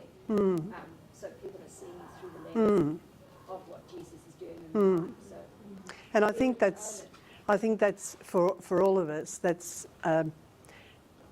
sums up for me character. It's what people are seeing in your life that God is allowing them to see. And so that's what you need to do. so celebrate it. Yes, I'm trying. I'm not very good at it, but I haven't done it for a while. But I love that there's so many things there just from Nehemiah, and lots of leadership qualities in there as well that dovetail into the career. I feel like something else that I think we need to focus more on is the active listening. I think with technology, we all get caught up, and I think, while somebody's speaking, you're not really thinking of other things. So drawing that back to, just the basics. Yes, and I think the focus is on active, isn't it? I get into trouble sometimes because I try very hard to listen actively, but I'll nod. And some people have taken that as assent, consent, approval. So I have to be careful. I have to be careful that I don't say yes in the wrong spot. But yes, the active listening, and you do a lot. You do a lot of active listening, and trying to take that on board, and then act decisively on what you've heard. And that's why, for me, those conversations that I've had with the staff have been just so valuable. Non-threatening, nothing to do with performance, nothing to do with appraisal, but you hear so much more from that type of conversation than anyone would ever say in a staff meeting. So it's a huge portion of time that you're setting aside, but it's so valuable because then you know that this one is dealing with parents in South Africa who are terribly fearful about COVID, and then you know that this one has a child that is sick, and that this one, so you do get to know it on the staff on a much more personal level. So do you have a standard set of questions that you're asking them? I usually give them something to do, and then I have some focus questions because I use that for collecting data. So this, we had accreditation in term 2 this year, so I deliberately didn't do it in term 2, but I did it in term 3. And then accreditation was postponed until term 3. So term 3 was, but I gave them, I don't know whether any of you have seen, and it's quite old, it's probably 5 years old. Ken Dixon did a rubric for assessing an effective Christian school. And at the time, I thought it was really, really interesting, and I did it, and just tried to assess the school in terms of, were we fulfilling that criteria or were we not? And and I thought, it's probably time that we did this with secondary staff. So I gave them that to do, and a lot of the sections are to do with how we do academics in Christian school, how we look at individual performance, how we differentiate. So there was, just a mine of information there. But the last question was, do you see any gaps in your school? Are the gaps small or big? Are the gaps caused from apathy or concern? Which I thought were fantastic questions. So when I saw each of them, the first thing I did ask them about, we went through the their answers, and I picked out a couple of quotes so that they knew that I'd actually read it. And I asked them about those questions. But I talked to them about the gap and where they thought the school was going next, and also where the school, what the needs were for the school. So there was those two questions, and then the other question, I wanted to know about pastoral care, about whether they thought we were doing pastoral care well enough, and what we could do to make that better. So they were really the three focus questions that I wanted from them, and then from that, talking about their future and saying, are you happy doing what you're doing? You know, so a little bit of forward planning. And so you end up with this wonderful data, and I also asked them about QCAA and how they were coping generally. What came across was that a lot of them said, I've lost the joy of teaching. And I can see why. And that's terrible. So you think, well, what can we do about this? A lot of them are tired. A lot of them started the year tired. Pastoral care, a lot of them were saying, we need to get back to small group connection, relationship. And I think that's how we're going to win over our students, always. So there were lots of commonality in the responses. So yes, that's a long answer to that question, but yes. Last year I gave them the 8 SIL standards and said, tell me how you're doing these in a Christian setting. So not trying to make it too hard, but it gives me a focus for getting data from the conversations.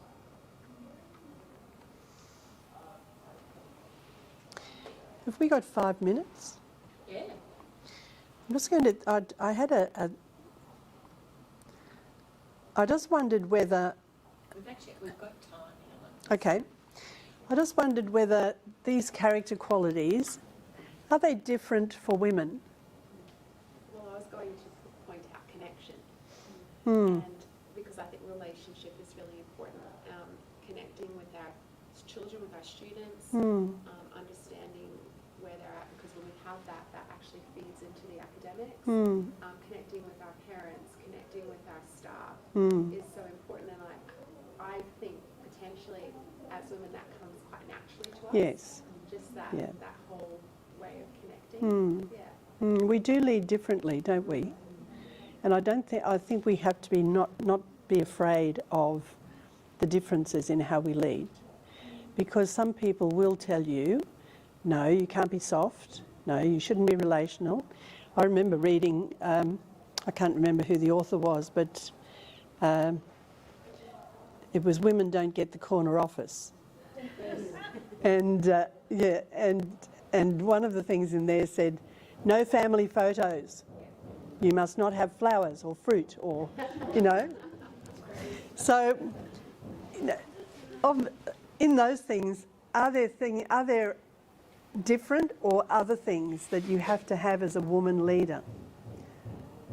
And Ethan can, go out of the room if he wants to. What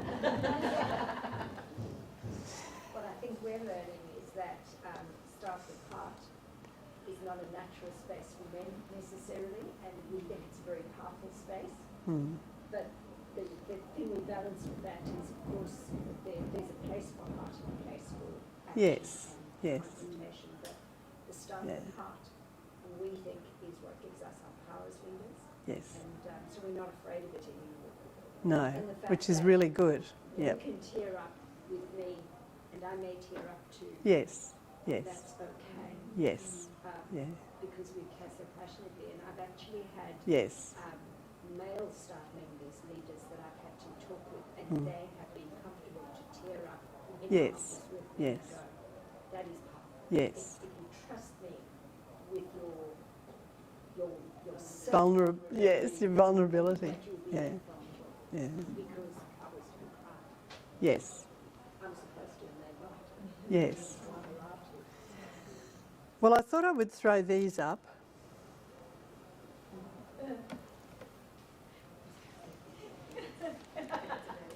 and see what you thought. I remember when I first took over the position, a lot of men patronised. Yeah, oh, yes, sorry. Yes, yeah. And I had one man in particular who, if there was a severe behaviour incident, he would say, "Are you all right?" And I'd say, "Are you all right?" So sometimes you have to have a little bit thicker skin in not getting terribly offended by the stereotypes that come your way. And it's usually unintentional. They don't even realise that they're doing that. Nerves of steel. I told you about the head of department who said, you know, we don't do PD at lunch. And I remember my first staff meeting, and the person who was the deputy head, at the beginning of the staff meeting, I stood up to take the staff meeting, and he stood up and he went, "Shh."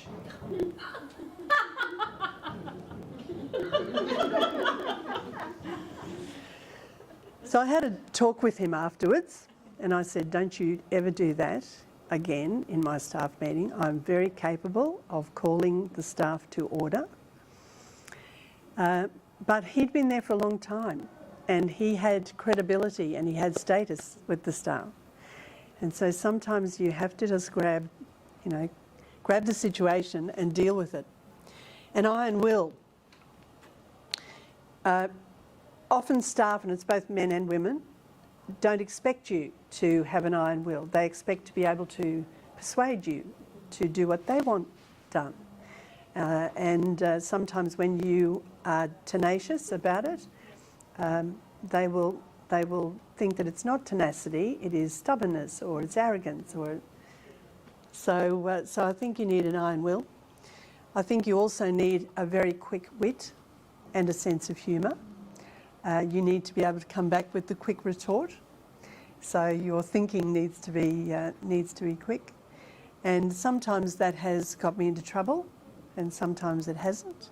I haven't really. I'm not one prone to angry outbursts, but I did do it in one staff meeting after a staff member had asked the same question 3 times, but it didn't do me any good because the staff then thought I was, there must have been something wrong with me, that something was bothering me, that I was angry. It wasn't that he had asked the question 3 times, it was that I was angry. So you have to monitor that. But the quick retort is often appreciated by staff, and the sense of humour certainly is. And no hang-ups about being a female leader. I think, fortunately, I'm thinking that day has passed. I'm not sure. It does depend, I think, on the context. I am in my workplace in leadership, but in my church space, I'm chair of the board. And in the church space, there's a range of different people from different generations, and I would probably say that's been a journey for some of the members of the board who are older men and haven't been used to seeing women in leadership. Yes. Probably my deputy chair is a male, and he is very great. He's fantastic, working with me, and it's very collaborative. So and he's similar age to me.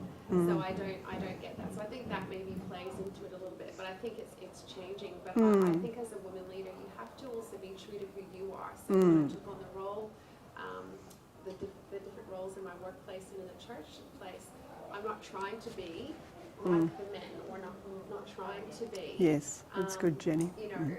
Anyone other than me, and operating in the giftings that I have, and that's where I think we really, that's what we actually need to be working out of, and then all those things kind of happen just very naturally. So.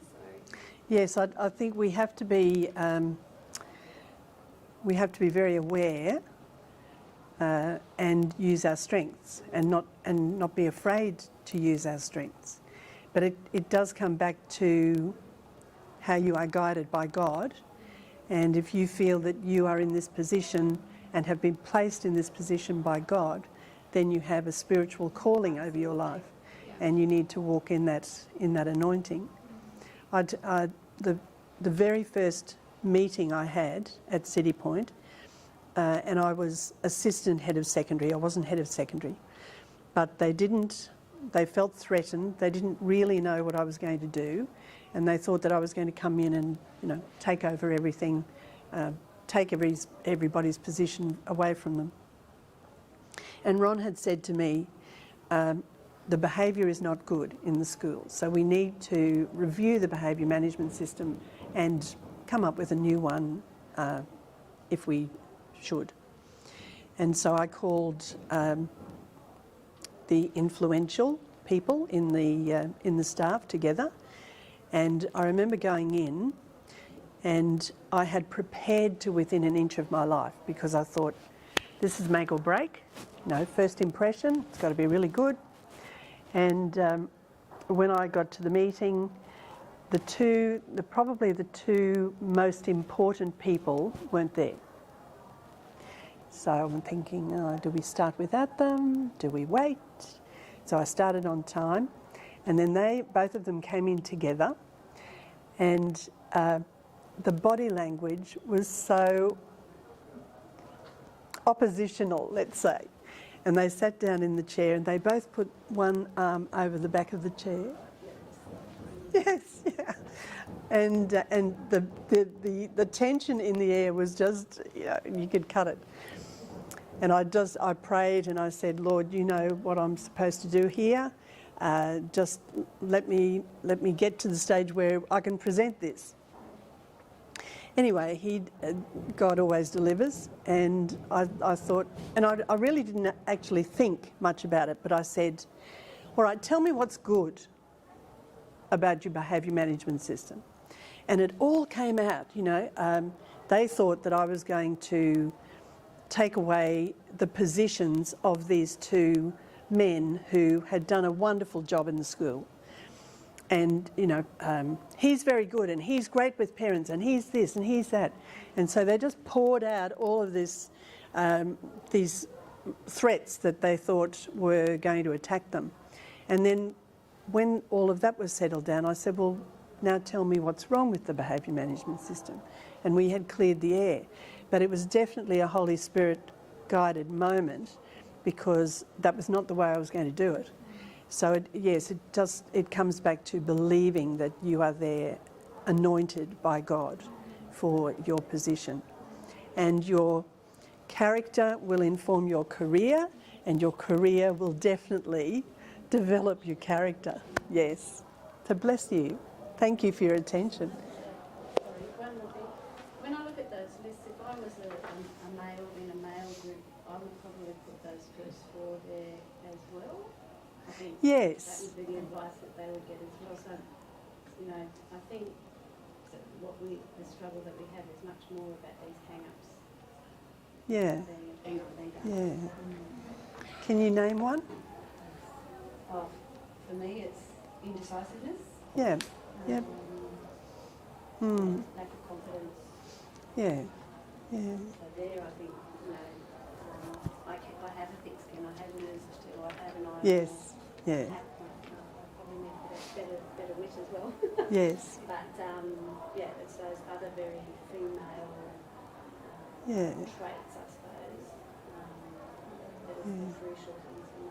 And it's, as Jenny said, it depends on the context too, and depends on the people around you as to how you can manipulate those. Yeah.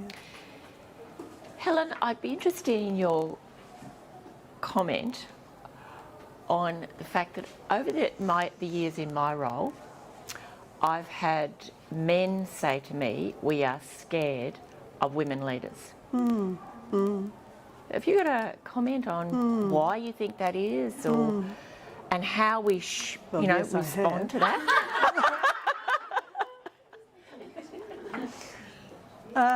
It's interesting, isn't it? Because it just brings out the differences between men and women. In men saying that they feel threatened, or scared of women leaders, and then being obstructionist to that, trying to be strong in the wrong way. And I think the only way, no, I shouldn't say the only way, one way to overcome that is to spend time with them, relationship. And the deputy principal that I was telling you about, who did the shh at the staff meeting, I started having regular meetings with him, and then he got to know me and realised that, oh, well, she's not that scary after all, and that I wanted to work with him rather than over the top of him, because I think that's the male way, isn't it? Males can be very cutthroat and win at all costs, and it doesn't matter who you trample on. So I think, yes, I think we do have the power to be relational. And I think because we're women, we are used to sacrificing. And so winning doesn't really affect us that much. No. And we want to get the thing done rather than promote ourselves. And so I think once men realise that that's okay, it's not too bad. The other slide that I really, it just comes down to this. You prove that you're competent, you're confident in your calling, but the compassion, as you said, being able to be so vulnerable that you allow them to be vulnerable as well. Yeah, we have ways, don't we? We get them on the side. I can't help thinking too, part of it is that for centuries, society has sold men an image of masculinity, and it no longer fits. And I think I see it in our boys, in our young men in schools. They're adrift because we don't need them to provide. We don't need them to. Yes. So we need to give them the message of what we need them for. And when I came in this evening, this morning, I told in a brief story. My husband is in Perth at the moment. Long story short, it's a long and extended distance. And I work in the night from a terrible nightmare. And I don't usually need him for that. But I just thought, he'll be awake. And I called him. And it was lovely for him to feel needed. And I felt much better afterwards. And not be afraid to show them what kind of need we have and how they can work well with us. And I think they need to be honoured as well as everybody else does. So, it's just making sure that they know exactly how you see them fitting into your plan. And very valuable. Yeah. There is very much a sense of what does it mean to be a man today? Because it does look different. And I think it's left in drift. Helen, thank you so much for speaking into us today. The benefit of your years of leadership, wisdom, the study on the shortest man in the Bible was just fantastic and helped us to see great lessons. So can we pray for you? Yes. And then we'll go to morning tea. Okay, thanks, Lynn. Father God, we just thank you for Helen. Lord, thank you for her journey in leadership. Thank you for who she is, and the season that she has had at City Point, and the way that City Point is today because of her leadership, her godly leadership, that she has listened to you, she has been faithful to you.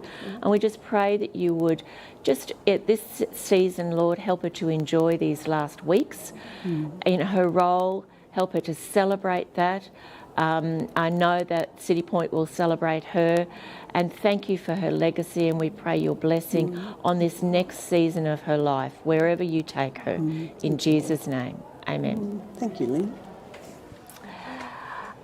Now, just an update. Ethan and I have been texting back and forth with Wendy Francis, who is our last speaker. She's the Queensland Director of the Australian Christian Lobby, and she's been in Cairns. So as you can imagine with the weather, her plane has been delayed. And so what it looks like is going to happen now is that we'll get her to record. I don't think she'll be here in time for her session.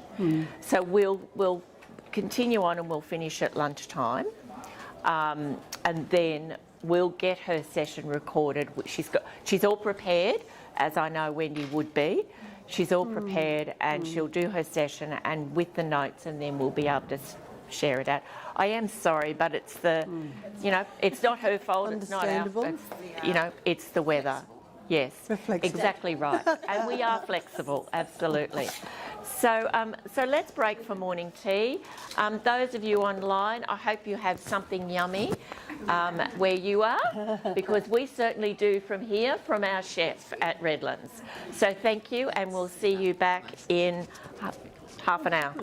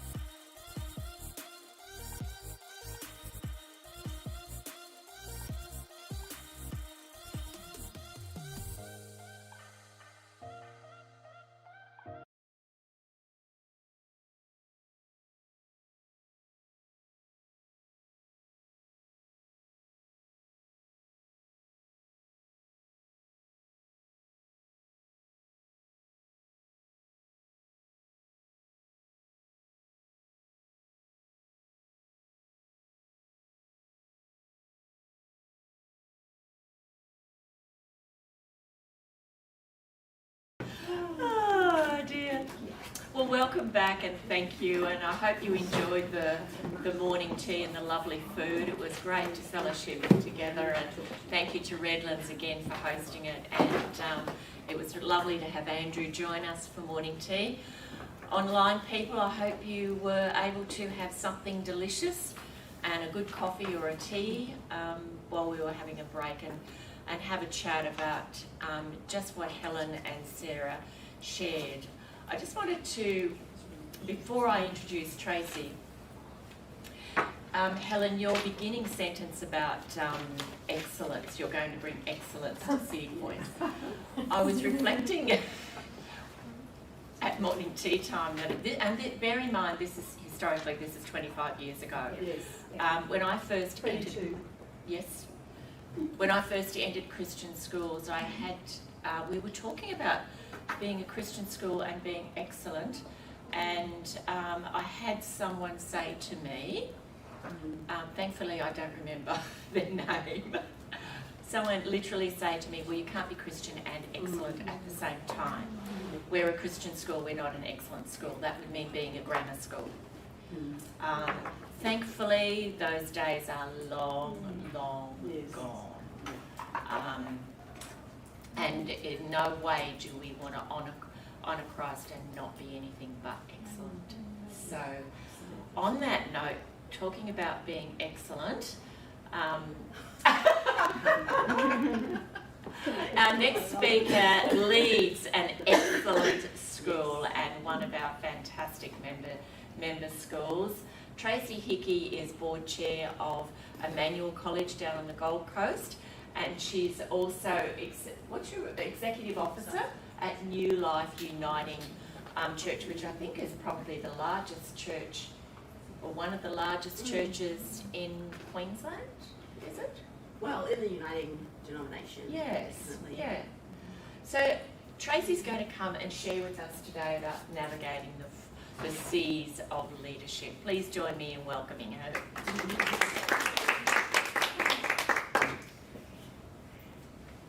Thank you.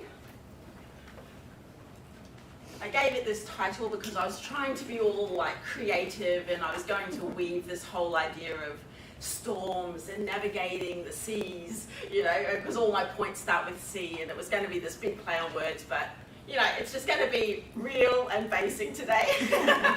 So it's what the title is. So I'll just, as Sarah did, tell you a little bit about myself. I know I've met some of you at different events so far, but I know a lot of you probably don't know a lot about me. So this is my family. My husband Michael is a full-time musician, so I get serenaded all the time. He sang to me on my wedding day. Very, lovely. We've been married for 26 years now, and we have 2 children. I know they all look like mine, but on the far right, that's my daughter Montana. She's our oldest. She's 22. She graduated her honours at UQ in July. She did plant science, and she has started last week working for the government in biosecurity at Brisbane Airport. So she's now looking at fungus and bacteria on plants and timbers that are coming in and rejecting things and feeling more powerful. So that's my oldest Montana. Taylor is our son. He is 21 and he's also at UQ studying Bachelor of Economics at the moment. And then Maddie, who is in the middle, is actually our future daughter-in-law because she is engaged to Taylor. They met in prep at Emmanuel College and they have been all the way through school together. They started dating officially at the start of year 11 and they've now been together for 5 years. They got engaged this year and they get married in January. So we have a lot going on. But Maddie is beautiful. She was school captain at Emmanuel and just the most delightful, incredible girl you'd ever want as a daughter-in-law. So we are very blessed. So I've included her in our family with the Montana and Taylor.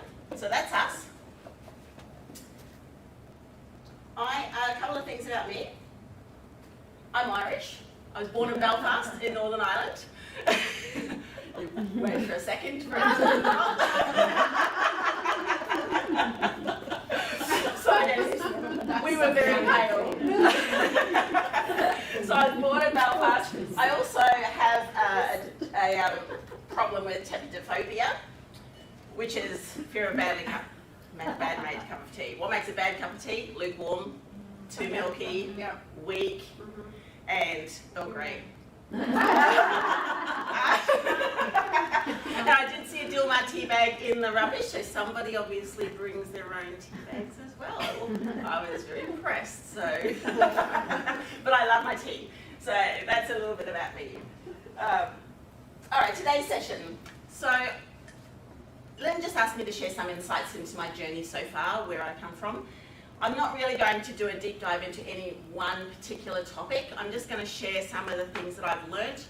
Hopefully some of it will be things that you will identify with, maybe where you're at, or even those that are in your teams around you, because this isn't just about us today. This is not just what we can learn from this, but think of people in your teams, in your leadership team, students that are in the schools. Some of this might apply for them, and you can take some of this and pass it on in that respect. Some things might challenge you. Hopefully there's some takeaways you can put into practice. And it's going to be a little bit interactive, so I'll share some things, and then I've got 2 interactive components. And for all of you guys watching on Zoom, you'll be able to play along at home, so get ready. So yeah, it's going to be a bit of lots in it, and hopefully there'll be something that resonates with you as we go through. It actually follows on beautifully from where Sarah and Helen are at. They did a fantastic job setting up this for me.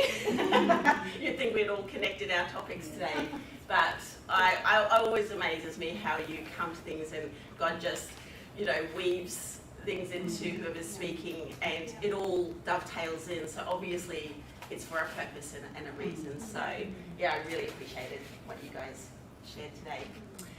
So the first C is courage, which is the ability to face something that you are afraid of in the absence of confidence, that being brave, doing something out of the ordinary. When I was little, I wanted to be Wonder Woman. I actually, every girl says this, but I was committed to this. When I was 6, before I went to bed every night, I would pray that I would be Wonder Woman when I woke up in the morning. And the first thing I would do when I got out of bed was spin around and then be bitterly disappointed when I didn't suddenly become Wonder Woman. So this was a phase I went through at year 6. But I think it was because I was incredibly shy. I'm actually an introvert by nature. So doing anything like this actually is always very difficult because it goes against your natural instinct to want to just sit quietly. And I think, it's funny when introverts get called to lead and get put into leadership positions because you don't rely on yourself, you rely on, the gifts, as you said, the giftings and the callings and position that God's put you in. You've just got to be faithful to it.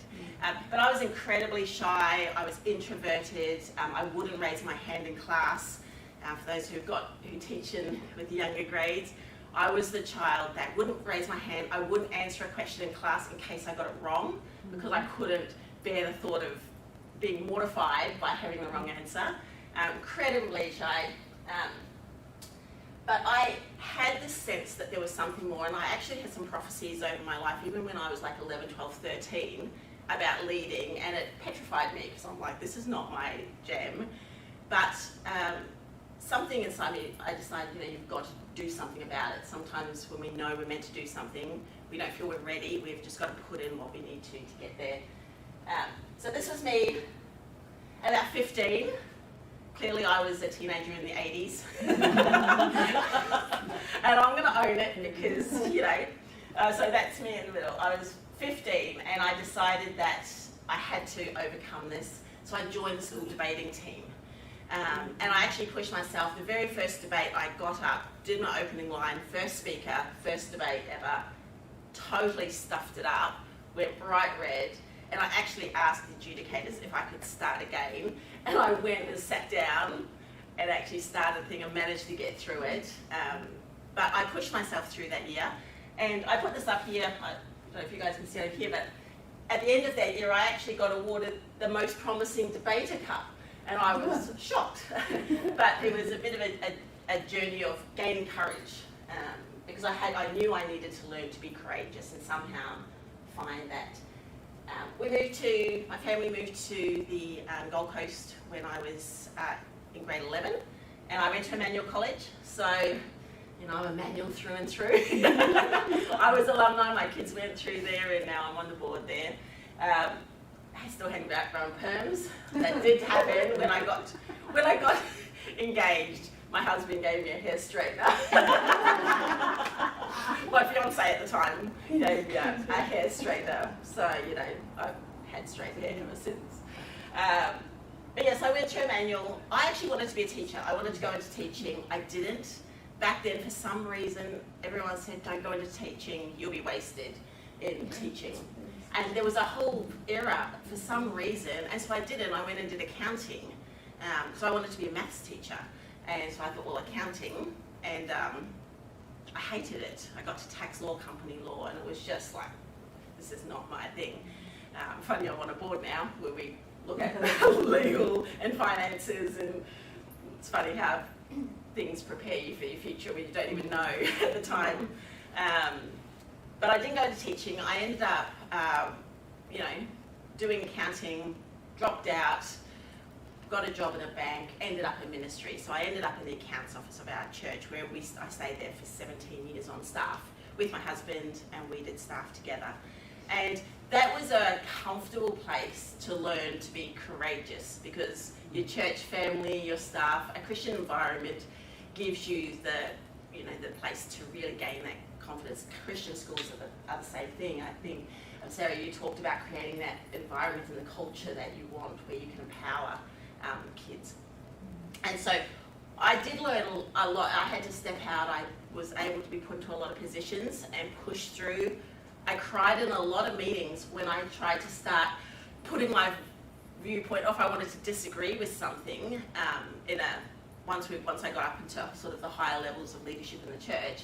I would actually sometimes be so worked up trying to work out what I needed to say to confront a situation, that I would end up in tears, and then I'd be mortified. And so I went through that whole season of just learning courage and being more courageous and pushing yourself out there. And I think sometimes we think, we get past that, and we don't. And one thing I will say, these 4 C's, I'm talking about them in terms of my journey, but they're not in that order. They constantly cycle, and you're constantly going back.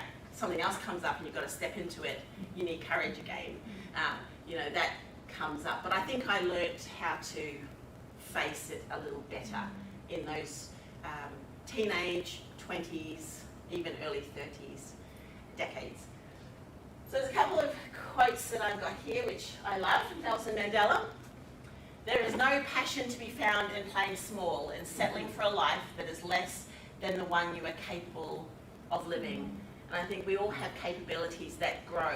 Our capacity expands as we go, and I think we need to be willing to always step into what's next, which is why I asked Sarah, when I asked you your question about, what are you thinking next? Because clearly you have a lot of capability, and I think you've got lots of capacity from even what you shared today.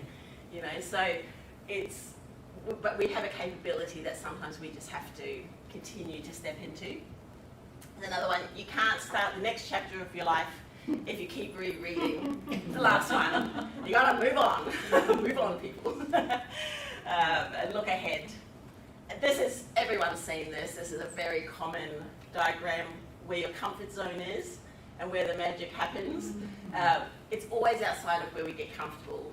And as soon as you start getting comfortable in your role, in where you're at, you can be sure God's going to tap you on the shoulder and put something else before you, or challenge you with something else, where you have to take that leap of faith from what we are now to what we want to be. We've got to make that jump, and that's faith that comes into that. We all know there's a lot of trust that God's got us in when we take that step, and it's always a leap. It's always scary, but where we want to be, the reward on the other side, and the impact that we have, I think that is the part that we forget sometimes we get so caught up, I know I did, I got so caught up in me and how embarrassed I was and how, you know, lacking confidence I was and all of that, you know, in a way, or it almost, as you become more introverted, you lose sight of the people that are on the other side of your leap of faith, that you can be blessing and touching and being God's hands and feet in that situation. So sometimes it's definitely that leap of faith. A couple of scriptures. Psalm 56, 3-4. When I am afraid, I put my trust in you. In God, whose word I praise. In God I trust and am not afraid. For God has not given to us a spirit of fear, but of power, of love, and of a sound mind. 2 Timothy 1:7. Countless scriptures in the Bible. In fact, according to this wall, there are 365 times that do not be afraid is written in the Bible. Now, I don't think there's any evidence backing that. I don't think that's theologically correct. But it's a beautiful symbol of the fact that God has got us and we can be courageous. We can step out to live every day fearless. But there are a lot of commands through the Bible about not fearing and do not fear what's next. We do hold back from stepping out sometimes. And there are a lot. Just don't quote me on the 365 because I think that's a little poetic.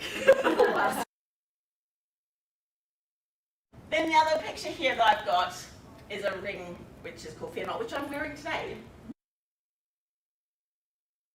I wouldn't be able to see my hand from that distance. Now,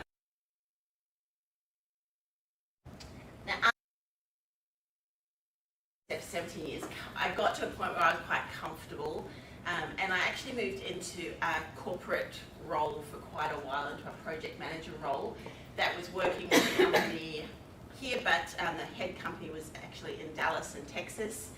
And so I was traveling back and forth to America a lot.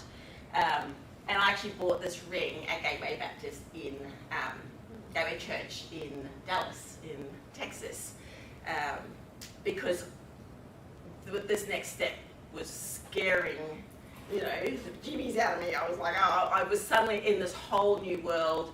It was very corporate, very different to what I'd expected. And so for me, I have little things like this that remind me. So anytime I speak, anytime I do anything that I'm feeling a little nervous about, I put this on, and it's like that little reminder.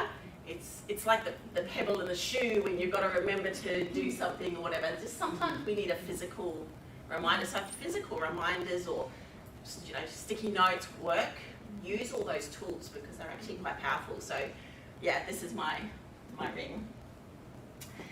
And that leads to confidence, because it's one thing to be courageous and to step into it, but your maximum impact will actually come when you are confident in that. And that takes time. It's hard to get to a point of confidence. I think it just comes over, you know, doing something over and over enough. So the first time, yeah, it might be a bit wobbly, but the more you do something, the more confidence you get. And confidence is developed by courageously stepping out of our comfort zone. It's displayed externally in how we present, in how we speak, act and lead. And I think confidence was the one C, well, we're talking about the second C of leadership, that was challenged and was most developed during my time with working with corporate America. I was in the Bible Belt, and corporate Bible Belt America boardrooms and executive rooms full of very confident, self-assured men. And the women were the secretaries. And so I ended up over there in meetings where there might be 10 men and me and maybe one other woman in the room. And not only was it men, it was a corporate setting I wasn't used to, and it was America, and they come across exceptionally confident and loud, and you just think, oh, they know everything, and then you find out, well, actually they don't. That's just how they present, you know, that's just their cultural way of doing things. So I think I had to really learn how to be in a meeting with men and how to have the confidence to act, well, courage first, but also the confidence to actually speak in a way that would be listened to, that wouldn't be dismissed. It's very easy. There is still those boxes that do appear in some scenarios, and I think we've talked about it as getting better, and I think it is getting better with the younger generations, but there are certain scenarios it does still creep in, and so we have to own our place, you know, and make our mark in that time and just be confident, not forcefully. As Jenny said, it's just owning who we are and being ourselves in that situation, but being confident in that situation. I ended up speaking at a lot of events. This was just one flyer that they put out. You know, they put things like returning straight from the Presidential Invitational Summit, you know, Tracey Hickey joins us from Australia via Hawaii, you know, and I was just like, what? So there was a lot of pressure, there was a lot of expectation, there was a lot of people thinking I was going to expound all this wonderful stuff, and inside I was freaking out, but just had to learn to be confident. And we're going to do a couple of things shortly that I show you that I've done to try and practically learn that, because I want to give you some practical things as well. But before we get to that, I just want to talk about a couple of other really interesting things. One is Richard Branson said this: if someone offers you an amazing opportunity and you're not sure you can do it, say yes, then learn to do it later. Opportunities come along, and we just have to say yes. Now, this was fascinating. This was my son a couple of weeks ago put in an application for ABS, the Australian Bureau of Statistics. So you would hope that their statistics are correct. If anyone's going to get stats right, it should be the ABS. But he was doing an application and his chat box came up. And it actually said in the chat box, it said, I think it said guys and girls, because it was aimed at the younger, but I changed it because I thought it sounded more. But he said guys. He said guys will apply for this job if they can tick 60% of the boxes. Women will only apply for the job if they can tick 100% of the boxes. And I think this is something that we really can change in how we encourage our young girls coming through, our teams. Apply. If you think you can generally do the job and there's a few things that you can't, apply. Men definitely do this. We saw it, we've just been through a new principal appointment at Emmanuel. So we had our past principal, Patrick Ennis-Hill, finished up at the end of last year. We went through a recruitment process and we've appointed Daniel Brown from Melbourne, who's starting in January, which is exciting. But I was on the panel for that selection panel. We had 43 applications came in, and the majority of them were men. We did have women apply. When we got to our shortlist, I think we had 3 women and 8 men in the shortlist, and so as we went down. But what we found was the women that applied were all very competent in what they were doing. When we looked at the applications from the men, there are a lot of them that clearly, and they even said, oh, I just threw it in just to see how I'd go. And it was interesting because we didn't have the women throwing in their application to see how they'd go, but the men did, you know, and that's exactly this. And this is one thing I think we need to continue to work on, because it's why we still don't have as many women on boards. We don't have as many women as CEOs. We don't have as many women aspiring for those positions. They might want to, but they might not have the courage to apply, and they might not have the confidence that they could actually do the job. And we need to continue to instill that in ourselves, but also the ones coming through. But the fact that that came up on a job that was aimed at, like this is early 20s, I think this position was aimed at, as a pop-up, I found that fascinating. I said to Taylor, I'm going to steal that, put that in. So yeah, that's one thing that was very interesting. Okay. Oh, well, I thought I'm not going to say what it is, we'll just see how we know. Who knows who this is? Yeah, all the Ted Lasso people. It's one of those shows you want to recommend because it's got really brilliant leadership stuff in it, but you also don't want to recommend because it's got a lot of language in it as well. It's not really wholesome in that respect at all. Well, some of the characters aren't very wholesome, but the lead character, Ted Lasso, his whole motivation, everything he does is all about belief.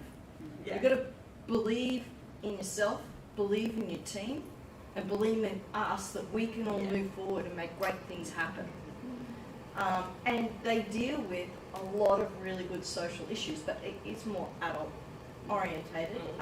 But it's interesting. It was students at school who recommended Ted Lasso to be watched. And she's brilliant. Yeah. The journey she goes on is really, I don't know how far you got. I just finished season 2 last night. We've got the last 2 episodes, so I'm waiting to see this big finale that everyone keeps talking about. So, yeah, it's got a lot of really good leadership principles of bringing people together, helping them to believe in themselves, you know, a lot of teamwork. Yeah, it's really quite fascinating. But Rebecca owns the football club, and she had this one scene in one of the recent episodes we watched where they were trying to get Nate, the photo's terribly blurry, I just grabbed it off the internet and that must have been the size. But they're trying to get Nate to be more assertive and asking for a restaurant, and she's explaining her power pose. And so you've probably heard about it, and it seems silly, but it is amazing how these things work. And so her Hawaiian hop, it was something like she bends down and she stretches up and she stretches right up and it's like, and she does this power pose before she would, you know, go to an event or something like that, just to make her feel strong and powerful. To build up her inner confidence. Yeah, to get that confidence to be able to do what she needed to do. So I wanted to talk about a couple of practical things that I guess I have done over time. I mean, I don't do the whole power pose thing, but if that works for you, then hey, own it. But posture, I'm tall, obviously. I was always tall through school. My nickname, because my surname was Paul, I always got called Tracey Tall through school. That was right through primary school. Tracey Tall, Tracey Tall. So I was very conscious of my height. And even now I have to be really conscious. I still tend to slouch, so I've got to posture. But if you're nervous, one of the things that we do if we're nervous is we raise our shoulders. And so sometimes I hope I haven't been doing this. I hope I haven't been doing any of these things. I've been consciously trying not to. But we'll hunch our shoulders and we'll pin our arms in.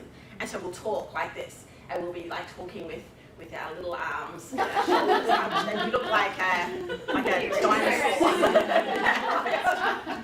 But we just naturally will just go, yeah, because we're trying to keep in and we're tight. And so I try to, whenever I'm in a meeting or going into a meeting where I'm a bit nervous, and I go, okay, this is a really significant conversation I need to have. We're addressing some big stuff here. I need to be, you know, all woman here. You know, I consciously will relax my shoulders, and if you open up, like if I'm going, so this is really great, and this was a great point, you know, compared to if I've got my shoulders down, and you're like going, yeah, and that's there, and you're using big arms, this is big, you know, we're going to aim high today, you know, so much better than we're going to aim high, you know. So, but it's weird because I actually practiced it at home trying to, and I don't do it, it depends on the meeting and the context, and a lot of this is contextual. But it is amazing when you practice, it does become easier. So if you're going to say, you know, we're aiming really high today, don't go, I'm aiming high. Say, I'm aiming high. Like it just, even when you are speaking to a staff or whatever, it just gives you that presence and that just says more, I guess. So one thing is that with the actual physicality of the body can actually mean a lot. How we sit in a seat at the board meeting. Do we sit backwards and timidly in the seat and let, you know, everyone else talk, or do you sit up and lean forward? And, you know, so I think we've got to consciously be aware of our physicality in a room and in a meeting when we are wanting to portray confidence. The other one is our voice. Speed, how fast we talk. This was something I had to learn in America. because they talk real slow. So, so in the meetings, if I was nervous and I'm trying to get a point across, I would end up saying, yeah, I reckon for this, I reckon we should really do this, and we should do this, and this would be a really great idea, and it'd be so cool if we could do that. And that'll be like, slow down. Like, I had to consciously match my speed to the room. Now, I mean, if you go into a room of preppies, you want to be all more, you know, and you're trying to get excitement, then you do talk faster. But if you're in a meeting or in a conversation, if you match the other person's speed, slow down when you need to make a point, and you know, speed up if you want to get a bit more hype in the room. Like, you use your speed on purpose, it actually can make a massive difference. Also, tone. And this is one thing I have learned. It's going to sound really weird, but I always used to talk in the upper register. So I used to always talk like this. So, hey guys, you know, so I'm here today, and I'm Tracey, and this is what we're doing. And I would be talking up here in the top of my head all the time. And funny, especially, and this is not, you know, we don't change who we are when we're in the presence of men, but it helps, you know, and sometimes it's just little things. So if I'm talking up here all the time, it just sounded weird and, you know, hypo, and then especially if I was talking fast, and I'm like, oh, you know, it doesn't have the same level of confidence or authority. So I now talk down here, and especially in a board meeting, like, hi everyone, how are we doing today? And I actually talk in my lower register, and it just seems to command more attention, I guess. It sounds silly, but you can hear the difference. If it's with kids, then sure, you know, you're going, hi, how are you going? You know, that's the part where we can be really fun and friendly and encompassing. You know, we want to be all there. But if we want to be authoritative and actually get a point across, speaking lower and slower, and making eye contact, and, you know, being aware of physicality, it actually has helped me build my own confidence up, and people have received what I've said better, which has then further boosted my confidence. And it just, you know, they're just little things that have worked for me, I guess. So if any of that helps, it's just one of those things that I've found really helpful. So, as the end of my second C, confidence, I would say to you, wake up tomorrow and own your inner Wonder Woman. My kids have always said, you are Wonder Woman, Mum, you turned into Wonder Woman. And I was like, I love you. All right, now, I have another little exercise. This is where we're going to have some fun. We'll take an envelope, don't open it yet. There we go. All right. This is the lead into my third C. And for you guys that are watching online, I have what's in here on a slide, so you'll have to visualize it. You won't be able to play with the pieces, but you'll be able to visualize it. So we'll open up, and you'll take it out. You should have in your envelope 2 horses and 1 strip that has 2 riders on it. Should look like that. So for the next minute, don't talk to anybody else, but just try to figure out, put the riders on the horses. So in a way that you're not tearing or folding, so don't tear the riders apart and put them on each one. So don't tear or fold the piece of paper. And you need to be able to see both horses and both riders at the end. So give it a go and see how you go. We'll give you a minute. Put a rider on each horse.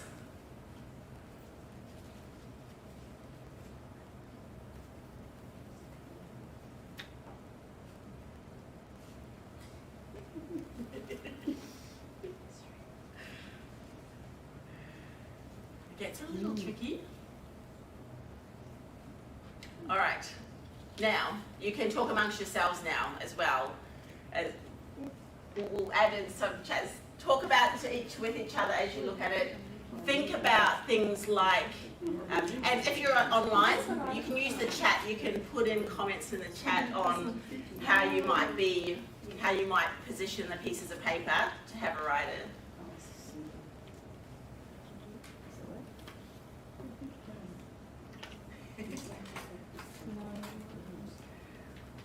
Anyone got any thoughts and ideas? Think about what kind of things might want to think about. Position. Yeah. What a horse might normally look like when it's being ridden. Look, these guys are talking well together. I think these groups need to talk.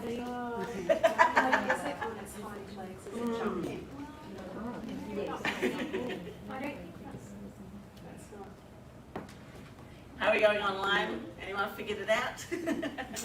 We'll give you the solution in a second. Oh, wow. You're going to tell us and we're all going to go, oh. We're going to say, oh, I was going to do that.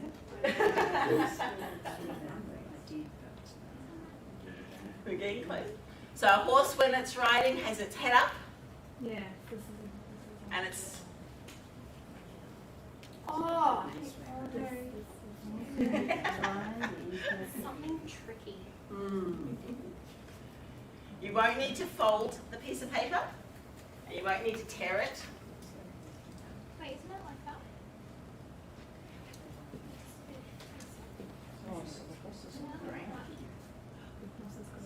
Oh, I got it! Yeah! Yes, that is it. Very good. So now you two will be able to put that together. How are you guys going? Oh, you're close.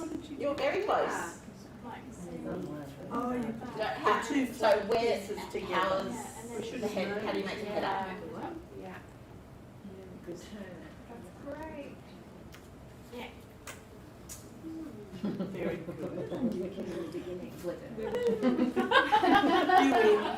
Very close. How are you guys going?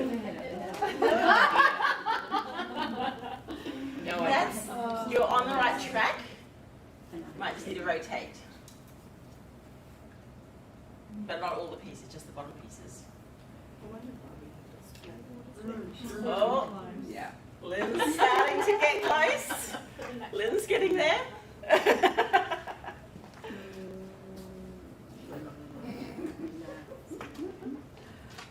I couldn't even get mine back to where I was. No, What would happen if you turn the two horses around? Or maybe swap positions?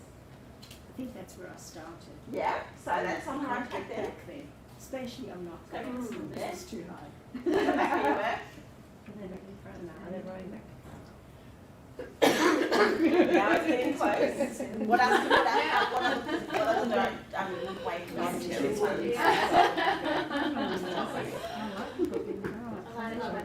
Yes. Squeeze the bottoms together. The horses together.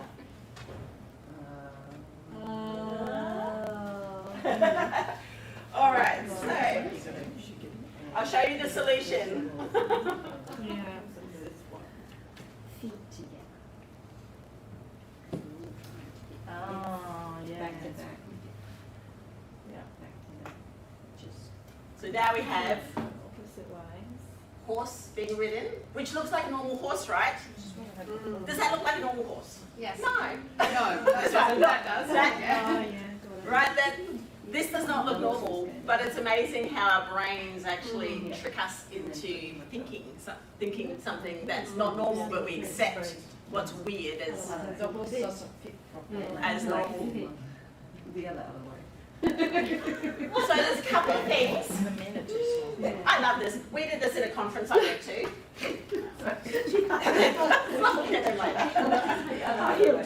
And there was a couple of things. I actually did it with our board as well. And from our board perspective, I'll tell you what I do with the board first, because that's a really cool principle as well, rather than what my point is for today, because I'm doubling up here. perception and how we can be so locked into one way of thinking that you don't see the other solutions and the other options, and our perception can be quite different.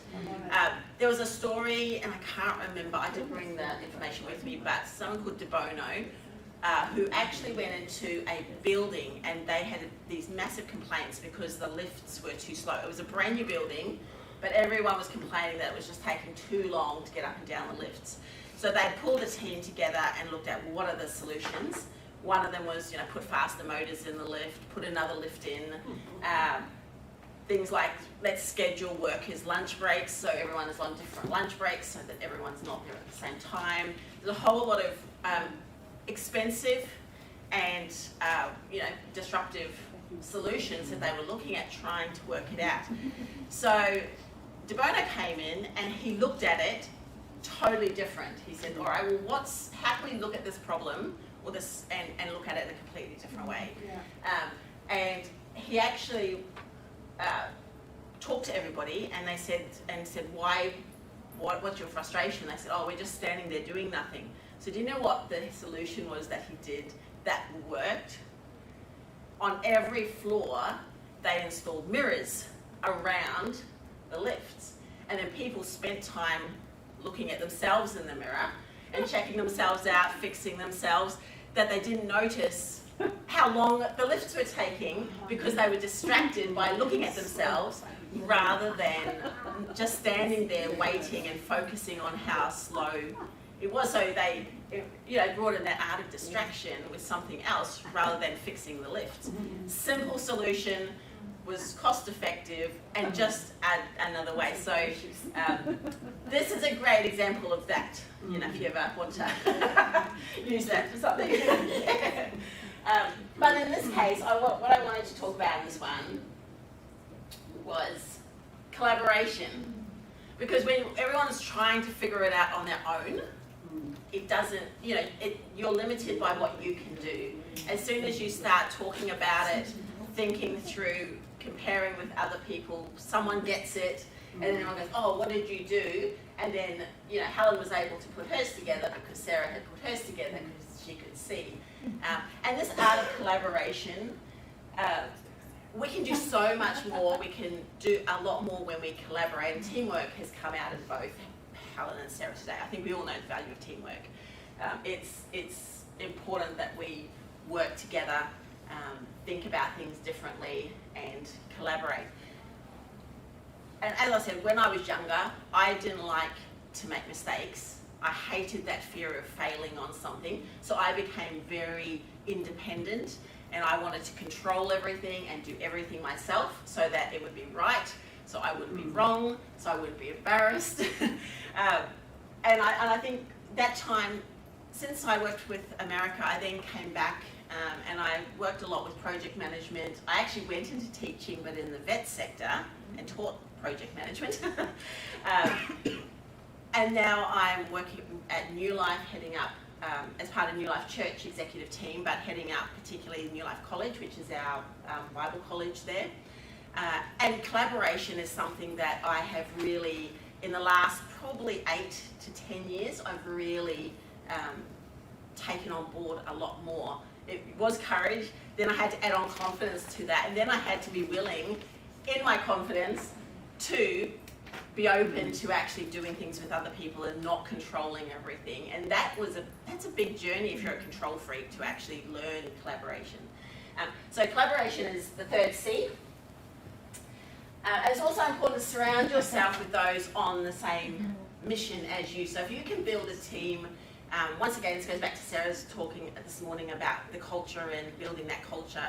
If you've got a team who are all on the same mission as you, you can achieve so much more when you work together. And that leads into the final C, which is conviction. Now, I put this as a final C because I like the way this ended the session, but really, all of this is cyclical. Everything that we do should come out of our conviction first, then we can courageously step forward in confidence, work with others on what we're convicted about. And then we step into it, and it's like we keep going back and forth between all of these. So while this is number 4, this probably should be number one. But conviction is the quality of showing that one is firmly convinced of what one believes or says. And I wanted to use a couple of examples. We do a board devotion at all of our board meetings.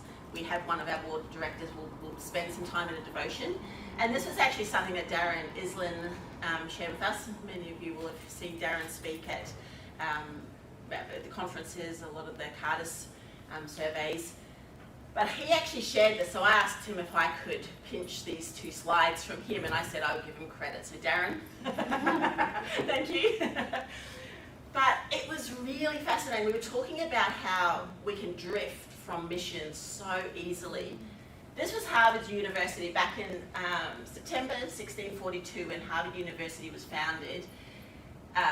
They founded with these words: "Let every student be plainly instructed and earnestly pressed to consider well the main end of his life and studies is to know God and Jesus Christ, which is eternal life, and therefore to lay Christ in the bottom as the only foundation of all sound knowledge and learning."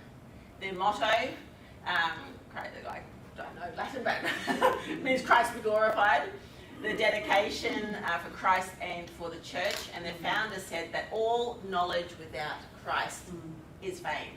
Now that is a Christian university. That is what Christian education is founded on, and yet within a few generations they had drifted away, and this has since been changed. They've taken out the references to Christ, and so they've drifted from what their original founders wanted. Same thing happened to Yale University. Yale in 1642 this will be a school wherein youth may be instructed in the arts and science, and through the blessings of Almighty God may be fitted for public employment both in church and civil state. And their motto was light and truth. So education was always founded on Christian principles, but so much of it drifts. And so I guess my challenge to end, as we come to the end of today's session, I have 2 challenges when it comes to our convictions. One is an organisation. You're all involved in schools. Each school will have its own values and mission and vision, but we're all part of the greater Christian education journey.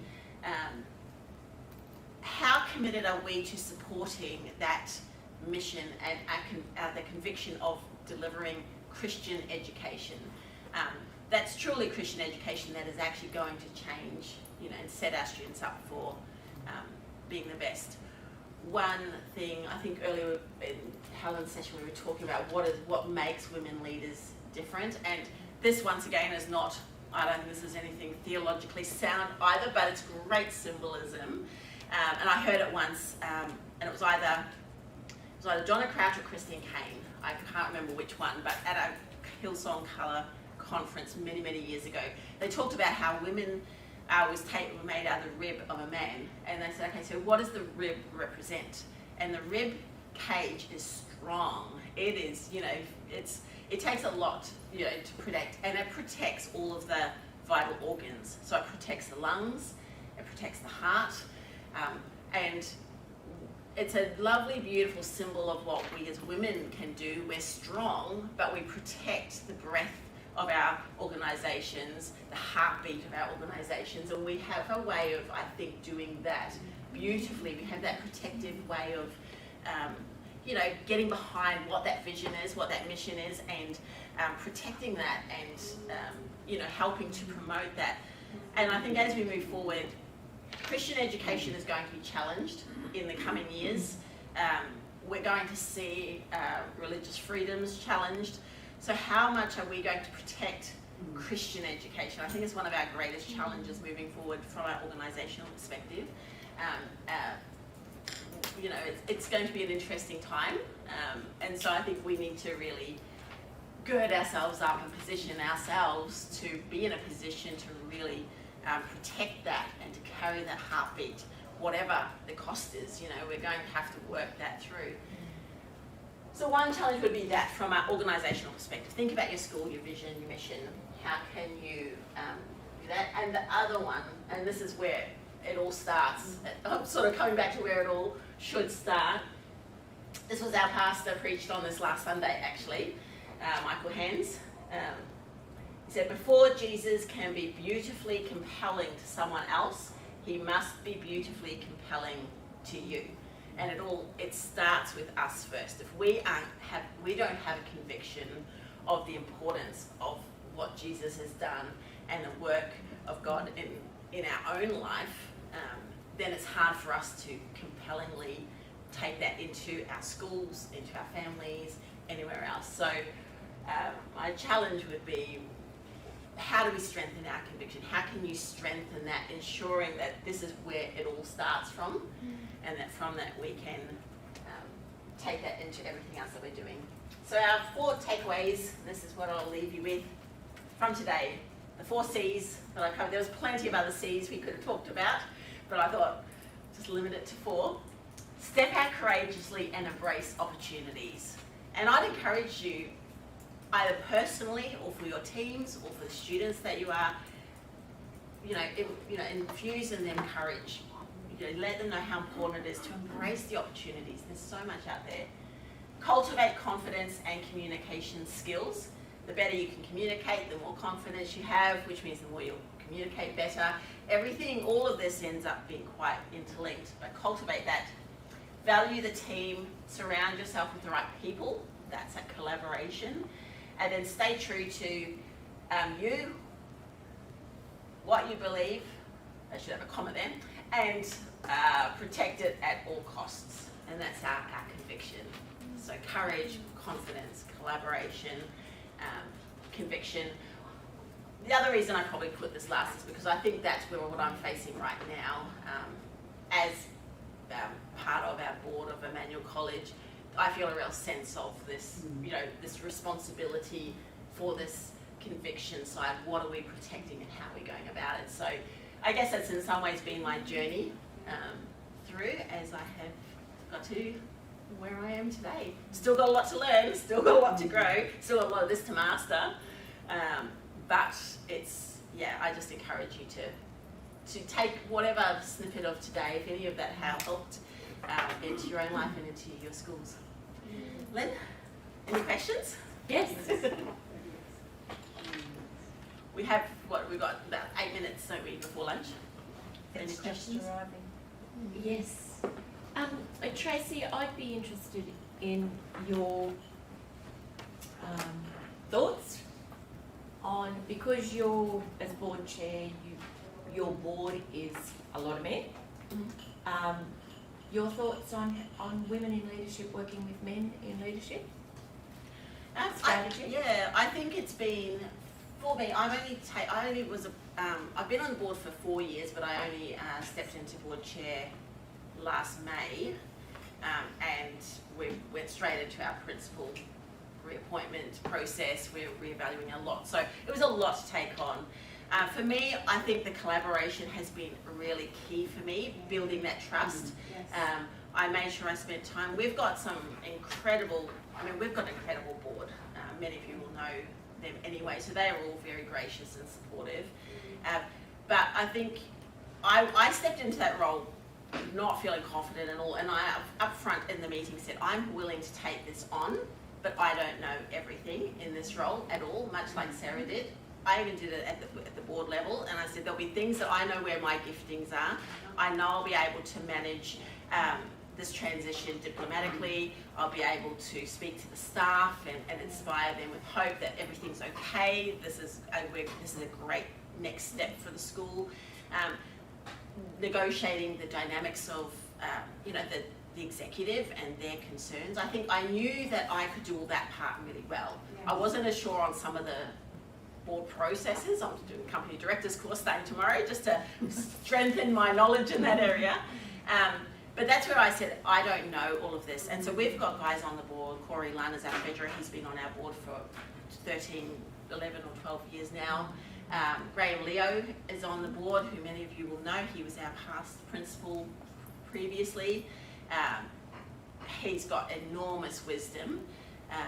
He's also very strong. So building relationship with someone like Graham was critical because, and inviting them in, I think it comes back to that thing of you're not trying to come in and dominate and trying to force a new way, but listening, inviting them into the conversation, but being strong enough to lead them as well. It's having that balance of strength, but also inviting everybody into the conversation and valuing their gifts and their things. So when we've had committees, I've asked different ones to lead the committees or work groups or whatever, if they have the particular gifting and that.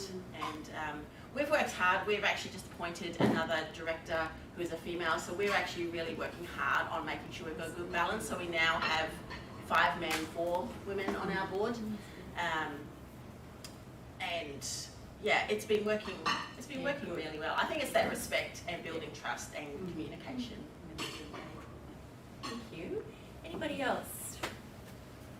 Question? Tracey, you said about challenges that will come in the future. Can you, and I don't know whether we can, outline what you think they might be? I think it will come down to a lot to do with our religious freedoms, and as I think you were talking about, our students are being exposed to a lot of values and confusing, challenges like how do you love somebody, but then you have a moral stand on something at the same time, and how do you do that well? And that's tough for our teenagers to negotiate. So not only are they challenging some of our previous Christian, things that we would say these are not negotiables, but we are moving into a post-Christian era. We're seeing that in churches. We're seeing more divide amongst Christians on issues. I mean, the vaccination thing is a huge divide amongst Christians at the moment, where some are saying, are really anti it and basing it on their freedom in Christ, and others saying, no, this is from pro because we need to love our neighbours. So I think we're moving into a post-Christian thing where the values of Christianity aren't valued as much as they were, so we have to work harder for that. And I think as laws change, our religious freedoms are going to be impacted, who we can employ, our processes. We've just put in a gender policy because we had to look at, well, what happens if we have a child comes and identifies as transgender and they don't want to use the female bathroom or they don't want to use the male bathrooms. How do you do that in a Christian environment, honouring them, but at the same time having a stand on certain things as well? I think they are really complex issues. I think there's going to be a lot of that coming forward, and people won't automatically support the Christian viewpoint on things, and even what is that Christian viewpoint? Yes. I mean, if you're in a church-based school, I think it's easier because you have your church positions. For us, it's hard because we're multi-denominational, so we have all sorts of churches, and even churches have different positions on a lot of these complex issues.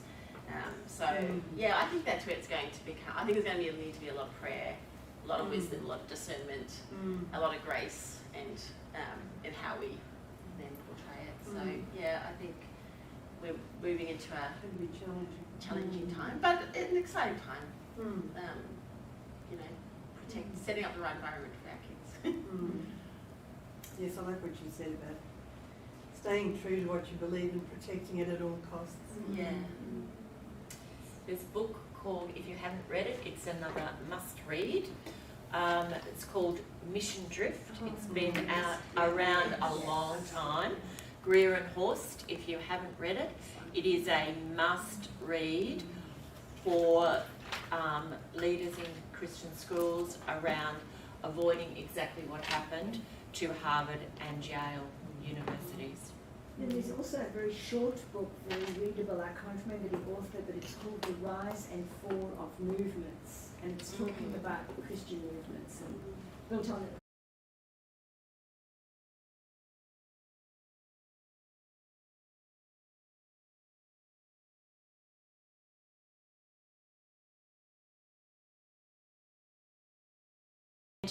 Just as a final, the ACSLI Women's Institute that we've set up this year and established, we are currently working with Christian Heritage College to develop a unit in the grad cert in education and leadership specifically on women in leadership. And I've sent out a few topics for feedback. Sherilyn Gostelow has agreed to be our coordinator, facilitator of our Women's Institute, our Women's Network. So keep an eye out for that. We'll be promoting that lots more once we get that finalised and develop the unit, probably the start of next year. So thank you. Thank you to Redlands. And don't forget to find us, look us up on Facebook, Twitter, LinkedIn and YouTube. Have a good day, everybody. Thank you. Thanks.